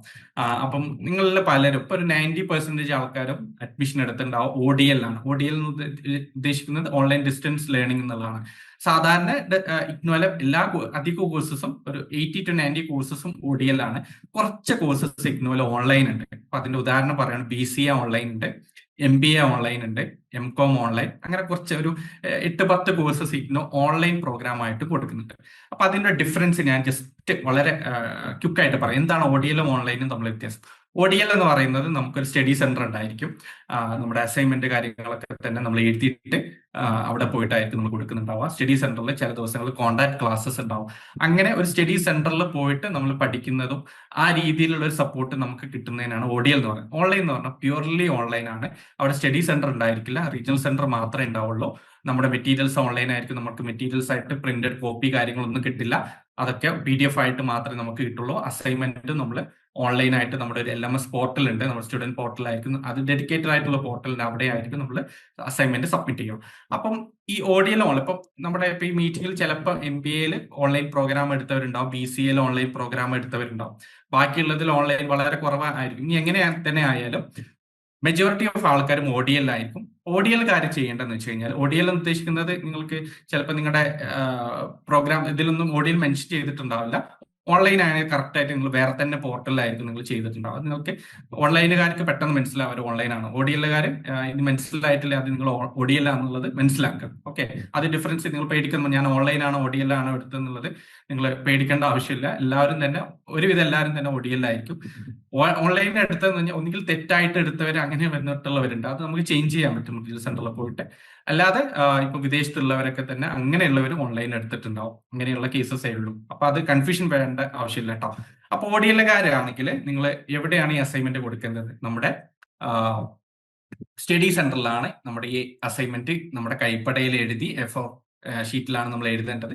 അതിൽ എഴുതിയിട്ട് നമ്മുടെ സ്റ്റഡി സെന്ററിൽ നമ്മൾ കൊടുക്കണം. അവിടെ കൊടുത്തതിന് ശേഷം നമുക്ക് അവിടുന്ന് റെസിപ്റ്റ് തരും. ആ റെസിപ്റ്റ് നമ്മൾ കയ്യിൽ സൂക്ഷിക്കണം. അത് ചിലപ്പം ചിലയിടത്ത് റെസിപ്റ്റ് തരില്ല കേട്ടോ. അപ്പൊ നമ്മൾ ചോദിച്ചു നോക്കുക, റിക്വസ്റ്റ് ചെയ്ത് നോക്കുക, അസൈൻമെന്റ് സബ്മിറ്റ് ചെയ്തതിന് എന്തെങ്കിലും റെസിപ്റ്റോ കാര്യങ്ങളൊക്കെ കിട്ടുമോ എന്നുള്ളത്. അപ്പൊ ചില സ്റ്റഡി സെന്റേഴ്സ് അത് തരാറുണ്ട്. അപ്പൊ അങ്ങനെ ഉണ്ടെങ്കിൽ അത് കൈ വെക്കുക. അത് നമ്മുടെ പ്രൂഫാണ്, നമ്മൾ ഇവിടെ അസൈൻമെന്റ് സബ്മിറ്റ് ചെയ്തിട്ടുണ്ട് എന്നുള്ളതിന്റെ ഒരു പ്രൂഫാണ്. അത് കയ്യിൽ വെക്കുക. ഇനി ഓൺലൈനുകാരാണെങ്കിൽ വളരെ കുറച്ച് പേരെ ഓൺലൈനിലുള്ളൂ. അപ്പൊ അവരെന്താ ചെയ്യേണ്ടത്? നിങ്ങളുടെ ഒരു പോർട്ടൽ ഉണ്ട്, അത് നിങ്ങൾക്ക് ഡെഡിക്കേറ്റഡ് LMS പോർട്ടലാണ്. അവിടെയാണ് നിങ്ങളിത് സബ്മിറ്റ് ചെയ്യേണ്ടത്. പിന്നെ നിങ്ങളുടെ റീജിയണൽ സെന്ററിൽ അസൈൻമെന്റ് സബ്മിറ്റ് ചെയ്യാൻ റീജിയണൽ സെന്ററിൽ മെസ്സേജസോ കാര്യങ്ങളോ അതുപോലെ തന്നെ നിങ്ങളുടെ ഗ്രൂപ്പ് കാര്യങ്ങളോ ഉണ്ടാവും. അതിൽ എന്തെങ്കിലും പറയുകയാണെങ്കിൽ മാത്രം ഹാർഡ് കോപ്പി കൊടുത്താൽ മതി. അല്ലാത്ത രീതിയിൽ നിങ്ങളുടെ ഓൺലൈൻ ആയിട്ടായിരിക്കും നിങ്ങളുടെ അസൈൻമെന്റ് സബ്മിറ്റ് ചെയ്യുന്നുണ്ടാവും. അപ്പൊ ആ ഒരു കാര്യം പ്രത്യേകം നോട്ട് ചെയ്യാം. ഇനിയുള്ളത് നമ്മുടെ അസൈൻമെന്റിന്റെ കവർ പേജ് ആണ്.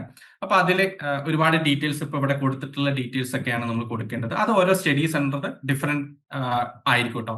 ഇപ്പൊ വടകര റീജിയണൽ സെന്ററിൽ അണ്ടറിൽ വരുന്ന സ്റ്റഡി സെന്ററിലൊക്കെ തന്നെ പല സ്റ്റഡി സെന്ററിലും പല രീതിയിലുള്ള കവർ പേജസ് ആയിരിക്കും ഉണ്ടാവും. അത് നിങ്ങൾക്ക് നിങ്ങളുടെ കോർഡിനേറ്റർ ഗ്രൂപ്പ്, നിങ്ങളുടെ സ്റ്റഡി സെന്റർ ഗ്രൂപ്പുകളിൽ അതിന്റെ PDF കാര്യങ്ങളൊക്കെ നിങ്ങൾക്ക് കിട്ടും. അത് പ്രിന്റ് എടുത്തിട്ട് വെച്ചാൽ മതിയാവും കവർ പേജ് ആയിട്ട് കേട്ടോ. അപ്പൊ അതിൽ ഇതൊരു ജനറൽ ആയിട്ട് ഇത്രയും കാര്യങ്ങളായിരിക്കും അതിൽ നിങ്ങൾ ഉണ്ടാവും. ചില സ്റ്റഡി സെന്ററിൽ അവരുടേതായിട്ടുള്ള പേരൊക്കെ കൊടുത്തിട്ടുള്ള കവർ പേജ് ഉണ്ടാവും. അത് നിങ്ങൾക്ക് ഈസി ആയിട്ട് കിട്ടും. നിങ്ങൾ അതിന്റെ ഗ്രൂപ്പുകളിലൊക്കെ നിങ്ങൾ ആഡ് ആവും. അപ്പൊ അതിന്റെ PDF കാര്യങ്ങളൊക്കെ വരുന്നതായിരിക്കും. അതനുസരിച്ച് നിങ്ങൾ ചെയ്താൽ മതിയാവും. ഓക്കെ, അപ്പൊ ഇതിന്റെ പിന്നെ നമ്മുടെ ഇപ്പം ഡീറ്റെയിൽ ആയിട്ട് അറിയണമെന്നുണ്ടെങ്കിൽ നമ്മുടെ മെന്റേഴ്സും LSEs ഒക്കെ നിങ്ങളെ ഹെൽപ്പ് ചെയ്യാനുണ്ടാവും. അല്ലെങ്കിൽ നമ്മുടെ ലേൺവൈസ് ചാനലിൽ കയറിയിട്ട് യൂട്യൂബ് ചാനലിൽ കയറി കഴിഞ്ഞാൽ ലേൺവൈസ് അസൈൻമെന്റ് എന്നുള്ള അടിച്ചു കഴിഞ്ഞാൽ ഒരുപാട് വീഡിയോസും അതുപോലെ തന്നെ നമ്മുടെ ലേണേഴ്സ് പ്രിപ്പയർ ചെയ്തിട്ടുള്ള ഒരുപാട് അസൈൻമെന്റ്സിന്റെ ഷോർട്ട് വീഡിയോസ് ഒക്കെ തന്നെ ലേൺവൈസിന്റെ യൂട്യൂബ് ചാനലിന്റെ ഷോർട്ട് സെക്ഷനിൽ പോയി കഴിഞ്ഞാൽ നിങ്ങൾക്ക് കാണാൻ പറ്റും എങ്ങനെയാണ് അവർ എഴുതിയിട്ടുള്ള കാര്യങ്ങളൊക്കെ തന്നെ. അപ്പൊ അവരിങ്ങനെ അയച്ചു തന്ന വീഡിയോസ് നമ്മൾ പബ്ലിഷ് ചെയ്തതാണ്. നമ്മുടെ ലേണേഴ്സ് തന്നെ അസൈൻമെന്റ് എഴുതിയിട്ടുള്ളത്. അപ്പൊ നിങ്ങൾക്ക് ജസ്റ്റ് ഒന്ന് കണ്ടു നോക്കാം. യൂട്യൂബിൽ കയറിയിട്ട് ലേൺവൈസ് അസൈൻമെന്റ് എന്നുള്ള സെർച്ച് ചെയ്താൽ മതി. അപ്പൊ നിങ്ങൾക്ക് ഒരുപാട് വീഡിയോസ് കാണാം. അപ്പൊ അതിൽ ജസ്റ്റ് കയറി നോക്കിക്കഴിഞ്ഞാൽ അതിന്റെ മോഡൽസ് കാര്യങ്ങളൊക്കെ കാണാൻ നിങ്ങൾക്ക് പറ്റുന്നതായിരിക്കും കേട്ടോ. അപ്പൊ ആ ഒരു കാര്യം പ്രത്യേകം നോട്ട് ചെയ്യാം. പിന്നെ ഉള്ളത് അസൈൻമെന്റ് എങ്ങനെ ട്രാക്ക് ചെയ്യുക എന്നുള്ളതാണ്. അപ്പം നമ്മൾ നേരത്തെ പറഞ്ഞ പോലെ നമ്മൾ അസൈൻമെന്റ് ഹാർഡ് കോപ്പി ആയിട്ട് സബ്മിറ്റ് ചെയ്യുമ്പോൾ ഒരുവിധ എല്ലാ സ്റ്റഡി സെന്ററും റെസിപ്റ്റ് തരാറുണ്ട്. അത് ചോദിച്ച് മേടിക്കുക. ഇനി ചിലവർ അത് തരുന്നില്ലെങ്കിൽ കുഴപ്പമില്ല, നിങ്ങൾ അവിടെ പോയി കൊടുത്തിട്ടുണ്ട് എന്നുള്ളത് ആ രീതിയിൽ തന്നെയാണ് അത് മനസ്സിലാക്കേണ്ടത്. പിന്നെ ഉള്ളത് നമുക്ക് മനസ്സിലാക്കാൻ പറ്റുക നമ്മുടെ എക്സാമിന്റെ റിസൾട്ട് വരുന്നു. അപ്പൊ ഗ്രേഡ് കാർഡിൽ അസൈൻമെന്റിന് ഒരു കോളം ഉണ്ടാവും. അവിടെ അതിന്റെ മാർക്ക് അപ്ഡേറ്റ് ആയിട്ട് വരും. അപ്പൊ നമുക്ക് എന്ത് ചെയ്യാം, മനസ്സിലായിട്ട് നമ്മുടെ അസൈൻമെന്റ് സബ്മിറ്റ് ആയിട്ടുണ്ട്, വെരിഫൈഡ് ആയിട്ടുണ്ട്. ചില കേസസിൽ ചിലപ്പോൾ ഡിലേ വരാറുണ്ട്. അപ്പം അത് നമുക്ക് സ്റ്റഡി സെന്ററിൽ പോയിട്ട് അന്വേഷിക്കാം. വളരെ റയർ ആയിട്ട് അങ്ങനെ വരാറുള്ളൂ. അങ്ങനെ വരുമ്പോഴാണെങ്കിൽ സ്റ്റഡി സെന്ററിൽ അന്വേഷിച്ച് കഴിഞ്ഞാൽ അവർ പറയും, അതിന്റെ റീസൺസ് അവർ പറയും, ഇന്ന കാരണങ്ങൾ കൊണ്ടാണ്, അപ്പൊ അത് കുഴപ്പമില്ല എന്നുള്ള രീതിയിൽ അത് പറയുന്നതായിരിക്കും. അപ്പൊ ഇത്രയും കാര്യങ്ങളൊന്ന് നോട്ട് ചെയ്യാം. പിന്നെ ഈ മിസ്സിംഗ് ആയിട്ടുള്ള കേസസ് ഇപ്പം അങ്ങനെ ഉണ്ടെങ്കിൽ നമ്മുടെ പ്രൂഫ്, അപ്പൊ അതാണ് പറഞ്ഞിട്ടുള്ളത്, നിങ്ങളുടെ അങ്ങനെ സബ്മിറ്റ് ചെയ്യുമ്പോൾ ആ ഒരു സ്ലിപ്പ് കാര്യങ്ങൾ ഉണ്ടെങ്കിൽ അത് വെച്ചിട്ട് എന്ത് ചെയ്യാം, നമുക്ക് റീജിയണൽ സെന്ററിൽ പരാതി കൊടുക്കാൻ പറ്റും. നമ്മുടെ അസൈൻമെന്റ് ഇങ്ങനെ കൊടുത്തിട്ടുണ്ടായിരുന്നു, അത് കാണാനില്ല എന്നുള്ളത്. അതിനനുസരിച്ചുള്ള അതിന്റെ റെക്ടിഫിക്കേഷൻ മെഷേഴ്സ് കാര്യങ്ങളൊക്കെ തന്നെ നിങ്ങൾക്ക് കിട്ടുന്നതായിരിക്കും. അപ്പൊ ആ ഒരു കാര്യം പ്രത്യേകം നോട്ട് ചെയ്യുക. പിന്നെ ഉള്ളത് അസൈൻമെന്റിൽ കാണുന്ന കോമൺ എറേഴ്സും കൂടി ക്വിക്കായിട്ടൊന്ന് പറയാം. ഒന്നെന്ന് പറയുന്നത്, നിങ്ങൾക്ക് ഒരുപാട് തേർഡ് പാർട്ടി അസൈൻമെന്റ്സ് നിങ്ങൾക്ക് കിട്ടുന്നതായിരിക്കും. കുറെ വാട്സ്ആപ്പ് ഗ്രൂപ്പിൽ നിന്ന്, ടെലിഗ്രാം ഗ്രൂപ്പിൽ നിന്നൊക്കെ തന്നെ അസൈൻമെന്റ്സ് നിങ്ങൾക്ക് കിട്ടും. അതൊരിക്കലും നിങ്ങൾ എന്ത് ചെയ്യരുത്, അതേപടി കോപ്പി അടിച്ചിട്ടോ അല്ലെങ്കിൽ അത് പ്രിന്റ് എടുത്തിട്ടോ നിങ്ങൾ ചെയ്ത് അസൈൻമെന്റ് നിങ്ങൾ നമ്മുടെ കൈപ്പടയിൽ തന്നെ എഴുതിയിട്ട് A4 ഷീറ്റിൽ എഴുതിയിട്ടാണ് നമ്മൾ കൊടുക്കേണ്ടത്. അപ്പൊ തേർഡ് പാർട്ടി അസൈൻമെന്റ്സ് 20 രൂപക്കും 50 രൂപക്കും 100 രൂപക്കും നിങ്ങൾക്ക് നൽകാന്ന് പറഞ്ഞിട്ട് ഒരുപാട് അസൈൻമെന്റ്സ് ഉണ്ടാവും. പക്ഷെ അതൊന്നും നിങ്ങൾ എടുക്കരുത്. കാരണം അത് ഒരുപാട് പേര് ഒരേപോലെയുള്ള അസൈൻമെന്റ്സ് ആയിരിക്കും. ചിലപ്പോൾ അത് എന്തെങ്കിലും എഴുതിയിട്ടുള്ള അസൈൻമെന്റ്സ് ആയിരിക്കും, നിങ്ങൾ എഴുതുന്ന അസൈൻമെന്റ്സ് ആയിരിക്കില്ല. അപ്പൊ അങ്ങനത്തെ ഉള്ള അസൈൻമെന്റ്സിൽ വീഴാതിരിക്കുക, അങ്ങനത്തെ ഉള്ള പ്രലോഭനങ്ങളിൽ നിങ്ങൾ വീഴാതിരിക്കുക. അതൊരിക്കലും നിങ്ങൾക്ക് നല്ലതായിരിക്കില്ല. ചിലപ്പോൾ ഒരുപാട് മിസ്റ്റേക്സ് കാര്യങ്ങളൊക്കെ തന്നെ അതിൽ വരാൻ ചാൻസ് ഉണ്ട്. അപ്പൊ ആ ഒരു കാര്യം പ്രത്യേകം നോട്ട് ചെയ്യാം. പിന്നെയുള്ളത്, നമ്മുടെ അസൈൻമെന്റ് എഴുതുമ്പോൾ അതിന്റെ പ്രോഗ്രാം അല്ലെങ്കിൽ അസൈൻമെന്റിന്റെ ക്വസ്റ്റ്യൻ പേപ്പർ എഴുതുമ്പോൾ ഏതെങ്കിലും മാറിയിട്ടുള്ള ക്വസ്റ്റ്യൻ പേപ്പർ കാര്യങ്ങൾ എഴുതാണ്ടിരിക്കാൻ വേണ്ടിയിട്ട് ശ്രദ്ധിക്കുക. നിങ്ങൾ അസൈൻമെന്റ് എഴുതുന്നതിന് മുന്നേ മെന്റേഴ്സുമായിട്ട് കണക്ട് ചെയ്തിട്ട്, LSCസുമായിട്ട് കണക്ട് ചെയ്തിട്ട് ഉറപ്പ് വരുത്തിയിട്ട് മാത്രം നിങ്ങൾ അസൈൻമെന്റ് എഴുതാം. അസൈൻമെന്റ് ഫുള്ള് എഴുതി കഴിഞ്ഞിട്ട് ഞാൻ എഴുതി മിസ്സായതൊന്ന് നോക്കാവോ എന്ന് പറയുമ്പോൾ ചിലപ്പോൾ അതായിരിക്കില്ല അസൈൻമെന്റ് എന്ന് പറഞ്ഞാൽ. അപ്പൊ നിങ്ങൾ അത് ക്രോസ് വെരിഫൈ ചെയ്തിട്ട് മാത്രം നിങ്ങൾ എഴുതാം.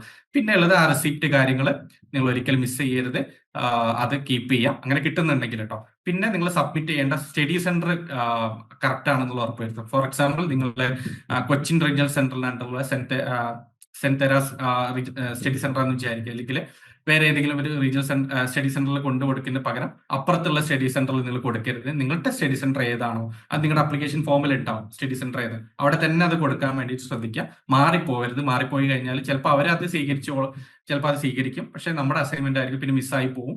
അത് വലിയ കോംപ്ലിക്കേഷൻ ഉണ്ടാവും. നിങ്ങളുടെ സ്റ്റഡി സെന്റർ ഏതാണ് എന്നുള്ളത് ഉറപ്പ് വരുത്തിയിട്ട് മാത്രം അവിടെ തന്നെ കൊടുക്കും. ഓക്കെ. പിന്നെ വേറെ ശ്രദ്ധിക്കാനുള്ളത്, ചില കോഴ്സസിനൊക്കെ തന്നെ നിങ്ങളുടെ റീജിയണൽ സെന്റർ തന്നെ ആയിരിക്കും സ്റ്റഡി സെന്റർ ആയിട്ട് വരുന്നത്. അപ്പൊ അവിടെ തന്നെയാണ് നിങ്ങൾ കൊടുക്കേണ്ടത്. നിങ്ങളുടെ സ്റ്റഡി സെന്ററിന്റെ ആ കോളത്തിൽ എന്താണോ എഴുതിയിട്ടുള്ളത് അതാണ് നിങ്ങളുടെ സ്റ്റഡി സെന്റർ. അവിടെ പോയിട്ടാണ് അസൈൻമെന്റ് കൊടുക്കേണ്ടത്. പിന്നെ ഉള്ളത് എക്സ്റ്റൻഷന് വേണ്ടി. ഇപ്പം അസൈൻമെന്റിന്റെ ഡെഡ് ലൈൻ ഉണ്ടാവും. ചില സമയത്ത് അത് ചെറിയ രീതിയിൽ എക്സ്റ്റെൻഡ് ചെയ്യും. അതിന് വേണ്ടിയിട്ട് വെയിറ്റ് ചെയ്യാണ്ടിരിക്കുക. അസൈൻമെന്റ് എത്രയും നേരത്തെ എഴുതി സബ്മിറ്റ് ചെയ്യുവാണെങ്കിൽ അത്രയും ബെറ്റർ ആണ്. അപ്പം അത് ലാസ്റ്റ് മിനിറ്റിന് വേണ്ടിയിട്ട് വെയിറ്റ് ചെയ്യാണ്ടിരിക്കുക. കാരണം ചില സമയത്ത് അസൈൻമെന്റ് ഡെഡ് ലൈൻ അവർ ചില സ്റ്റഡി സെന്റർ പറയും, സ്റ്റഡി സെന്റർ തന്നെ പറയും ഇന്ന ദിവസത്തിനുള്ളിൽ ഇത് സബ്മിറ്റ് ചെയ്താൽ അവർ സ്വീകരിക്കുള്ളൂ എന്നുള്ള രീതിയിൽ. അപ്പൊ നിങ്ങളുടെ ഗ്രൂപ്പിൽ അത് വരും, സ്റ്റഡി സെന്ററിന്റെ ഗ്രൂപ്പ് ഉണ്ടാവും. അതിൽ കാണുന്ന ഡേറ്റ് തന്നെ നിങ്ങൾ ഫോളോ ചെയ്യണം കേട്ടോ. കാരണം ചിലപ്പോൾ ഇഗ്നോ അത് ഫോർ എക്സാമ്പിൾ മാർച്ചിൽ സബ്മിറ്റ് ചെയ്യേണ്ട അസൈൻമെന്റ് ഉണ്ട്, അത് April 30 വരെയൊക്കെ ഇഗ്നോ നീട്ടിയിട്ടുണ്ടാവും. പക്ഷെ സ്റ്റഡി സെന്റർ എന്താ, അവരുടെ കൺവീനിയൻസ് അനുസരിച്ച് അതിന് മുന്നേ തന്നെ അവർ ആദ്യം പറഞ്ഞിട്ടുള്ള ഡേറ്റിൽ ക്ലോസ് ചെയ്തിട്ട് അവർ പറയും ഇനി ഇത് സബ്മിറ്റ് ചെയ്യാൻ പറ്റില്ല എന്നുള്ള രീതിയിലൊക്കെ പറയും. അപ്പൊ നിങ്ങളുടെ സ്റ്റഡി സെന്ററിന്റെ ഡേറ്റ് ഏതാണോ പറയുന്നത് അതനുസരിച്ച് മാത്രം നിങ്ങൾ അസൈൻമെന്റ് സബ്മിറ്റ് ചെയ്യുക എന്നുള്ള കാര്യം പ്രത്യേകം നോട്ട് ചെയ്യുക. പിന്നെ അസൈൻമെന്റ് സബ്മിറ്റ് ചെയ്യുക എന്നുള്ളത് പരീക്ഷ എഴുതാനുള്ള ഒരു പ്രീ റെക്വിസൈറ്റ് ആണ്. അപ്പൊ അതുകൊണ്ട് അസൈൻമെന്റ് എഴുതിയാൽ മാത്രമേ നമുക്ക് പരീക്ഷ നിങ്ങൾക്ക് എഴുതാം, പക്ഷെ അത് കുറച്ച് കോംപ്ലിക്കേഷൻ ഉണ്ടായിരിക്കും. നമ്മളെ എക്സാമിനേഷൻ ഫോം എഴുതുമ്പോൾ ആദ്യം തന്നെ ചോദിക്കും ഇതിന്റെ എല്ലാം അസൈൻമെന്റ്സ് നിങ്ങൾ എഴുതിയിട്ടുണ്ടോ എന്നുള്ളത് ചോദിക്കും. അവിടെ അത് ടിക്ക് ചെയ്താൽ മാത്രമാണ് നമുക്ക് പ്രൊസീഡ് ചെയ്യാൻ പറ്റുള്ളൂ. അപ്പൊ അതിന്റെ അർത്ഥം എക്സാമിന്റെ മുന്നേ നിങ്ങൾ അസൈൻമെന്റ് എല്ലാം സബ്മിറ്റ് ചെയ്തിരിക്കണം എന്നാ പറയുന്നത്. അതെന്തിനാന്ന് വെച്ച് കഴിഞ്ഞാൽ നമ്മുടെ ഗ്രേഡ് കാർഡ് വരുമ്പോൾ അത് കറക്റ്റ് ആയിട്ട് അസൈൻമെന്റ് അവിടെ എഴുതിയിട്ട് അതിന്റെ മാർക്കൊക്കെ അവിടെ വരും. അതിന്റെ കൂടെ തന്നെ നമ്മുടെ മറ്റേ മാർക്കും വരും. അപ്പൊ അസൈൻമെന്റ് എഴുതാതെ എക്സാമിനേഷൻ എഴുതി കഴിഞ്ഞാൽ പിന്നെ ഇതിന്റെ മാർക്ക് ആഡ് ആയി വരാൻ ഒരുപാട് സമയം എടുക്കും. അങ്ങനെ കുറെ പേർക്കൊക്കെ വലിയ ഡിലേ വന്നിട്ടുണ്ട്. അപ്പൊ അത് ഒഴിവാക്കാനാണ്. അതുകൊണ്ട് അസൈൻമെന്റ് എഴുതുക, അതിന്റെ പരീക്ഷ എഴുതുക എന്നുള്ളത് വളരെ ഇമ്പോർട്ടൻ്റ് ആണ്. പരീക്ഷ എഴുതുന്നതിന് മുന്നേ അസൈൻമെന്റ് അതിന്റെ സബ്മിറ്റ് ചെയ്തിട്ടുണ്ട് എന്നുള്ളത് നിങ്ങൾ ക്രോസ് വെരിഫൈ ചെയ്യുക. അപ്പൊ ബേസിക് ആയിട്ടുള്ള കുറച്ച് കാര്യങ്ങൾ ഞാൻ പറഞ്ഞിട്ടുള്ളത്, ഫ്രഷ് ആൻഡ് റീ രജിസ്ട്രേഷൻ പറഞ്ഞു, ഫ്രഷ് അഡ്മിഷൻ പറഞ്ഞു, റീ രജിസ്ട്രേഷൻ പറഞ്ഞു. നിങ്ങൾക്ക് ക്ലാരിറ്റി കിട്ടിയെന്ന് വിചാരിക്കുന്നു. അതുപോലെ തന്നെ അസൈൻമെന്റിനെ കുറിച്ചും ഞാനിപ്പം പറഞ്ഞിട്ടുണ്ടായിരുന്നു. അപ്പൊ ഇതിൽ നല്ലൊരു ക്ലാരിറ്റി കിട്ടിയെന്ന് വിചാരിക്കുന്നു. ഇനിയും ഒരുപാട് ഡൗട്ട്സ് നിങ്ങൾക്ക് ഉണ്ടാവും, അത് സോൾവ് ചെയ്യാനാണ് നമ്മുടെ ടീം എല്ലാവരും ഉള്ളത്. ഈ മീറ്റിംഗിന്റെ ശേഷവും നിങ്ങൾക്ക് ഒരുപാട് സംശയങ്ങൾ ഉണ്ടാവും. മെന്റേഴ്സിനോടും LSCസിനോടും ഒക്കെ തന്നെ നിങ്ങൾക്ക് ചോദിക്കാം. അവർ നിങ്ങളുടെ എല്ലാ ഡൗട്ട്സും അഡ്രസ് ചെയ്ത് തരുന്നതായിരിക്കും. അപ്പൊ അതുകൊണ്ട് ആരും വറി ചെയ്യേണ്ട. ഇപ്പൊ ഇത്രയും ഒരുപാട് കാര്യങ്ങൾ പറഞ്ഞിട്ടുണ്ട്. കുറച്ച് പേർക്കൊക്കെ അതൊരു പുകയായിട്ട് തോന്നിയിട്ടുണ്ട് എന്തൊക്കെയാണ് എന്നുള്ളത്. നിങ്ങളൊന്നും വറി ചെയ്യേണ്ട ആവശ്യമില്ല. നിങ്ങളെ ഹെൽപ്പ് ചെയ്യാനാണ് നമ്മുടെ ടീം ഫുൾ ഉള്ളത്. ഈ പറഞ്ഞിട്ടുള്ള കാര്യങ്ങളൊക്കെ തന്നെ നിങ്ങളെ സ്മൂത്ത് ആയിട്ട് ചെയ്യിപ്പിക്കാൻ നമ്മുടെ ഫുൾ ടീം നിങ്ങളുടെ കൂടെ ഉണ്ട്. നമ്മുടെ ഒരു ഉദ്ദേശം എന്ന് പറയുന്നത് എന്തൊക്കെയാണ് ഇതിൻ്റെ ഉള്ളിൽ നടക്കുന്നത് എന്നുള്ളത് നിങ്ങൾക്ക് കൃത്യമായിട്ട് പറഞ്ഞു തരിക എന്നുള്ള ഒരു ഒബ്ജക്റ്റീവ് മാത്രമാണ്. അതാണ് ഇപ്പൊ നമ്മൾ ഇവിടെ ചെയ്തുകൊണ്ടിരിക്കുന്നത്. ഇനി ബാക്കി കാര്യങ്ങൾ അബി സാർ ഡിസ്കസ് ചെയ്യുന്നതായിരിക്കും. സോ താങ്ക് യു റീസർ. വളരെ ഡീറ്റെയിൽ ആയിട്ട് ആ ഒരു പാർട്ട് ഫ്രഷ് രജിസ്ട്രേഷൻ ആയാലും റീ രജിസ്ട്രേഷൻ ആയാലും ബാക്കി അനുബന്ധ കാര്യങ്ങളും ഡിസ്കസ് ചെയ്തു. സോ നമ്മളിനി ഈ പറഞ്ഞ പോലെ വളരെ ക്വിക്കായിട്ട് എല്ലാവരും വെയിറ്റ് ചെയ്യുന്ന അല്ലെങ്കിൽ കോഴ്സ് പഠിച്ചു തുടങ്ങുമ്പോൾ തന്നെ ചോദിക്കുന്ന കാര്യങ്ങളാണ് പരീക്ഷ എങ്ങനെയാണ്, പരീക്ഷയെ പറ്റിയുള്ള കൂടുതൽ വിവരങ്ങൾ പറയാൻ പറ്റുമോ എന്നുള്ള കാര്യങ്ങളൊക്കെ തന്നെ. സോ നമ്മൾ ഈ ഒരു പാർട്ടിൽ ഡിസ്കസ് ചെയ്യാൻ പോകുന്ന എക്സാമിനെ പറ്റിയാണ്. ആദ്യമേ തന്നെ TE എന്താന്ന് പറഞ്ഞു തുടങ്ങാം. TE stands for term and examination.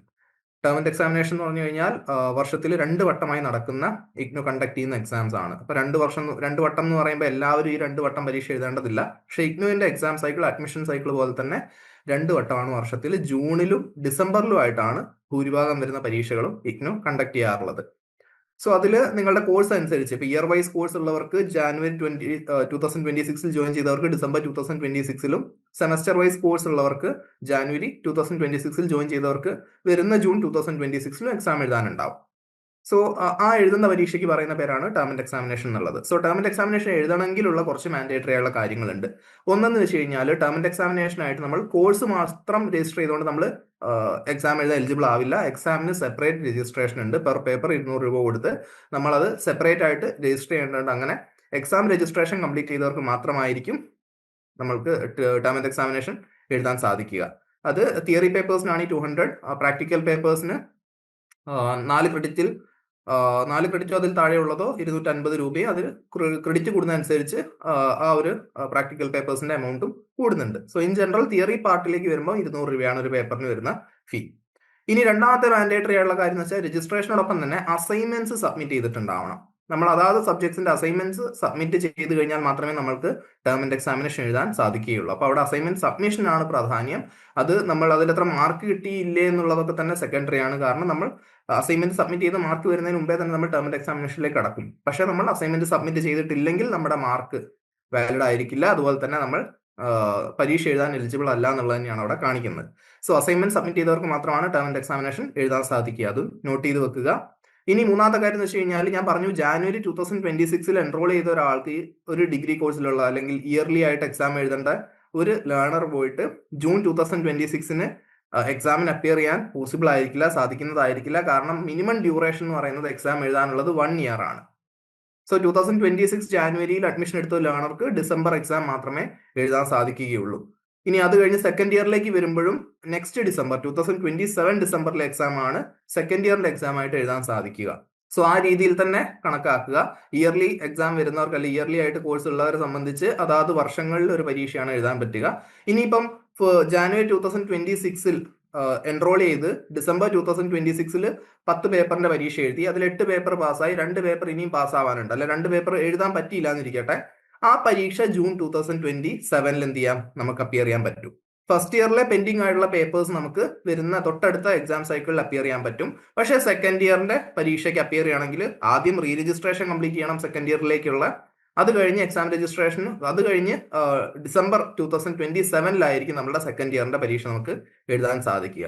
So അതെല്ലാവർക്കും ക്ലിയർ ആണെന്ന് വിശ്വസിക്കുന്നു.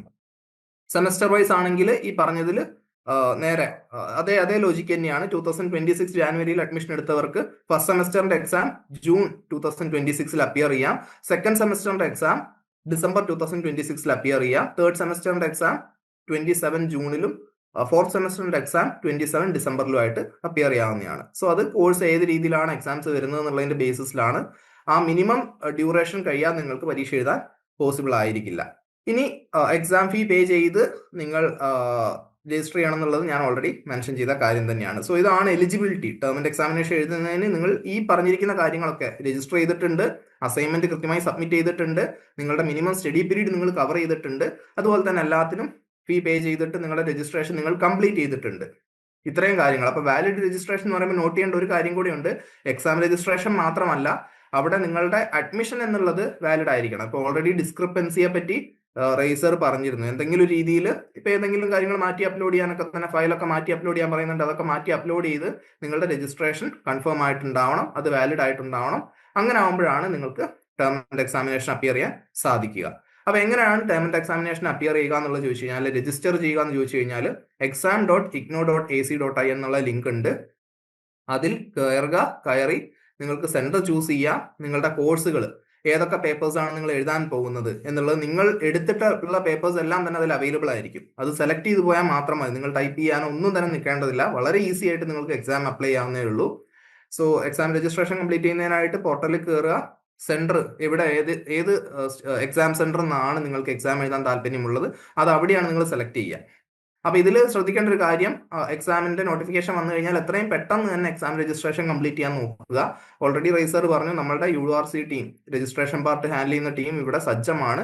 എന്നിരുന്നാലും ടേം ആൻഡ് എക്സാമിനേഷനിലേക്ക് വരുമ്പോൾ നിങ്ങൾക്ക് തന്നെ രജിസ്റ്റർ ചെയ്യാൻ പറ്റുന്ന ഒരുപാട് വളരെ സിമ്പിൾ ആയിട്ടുള്ള സ്റ്റെപ്സ് ആണ്.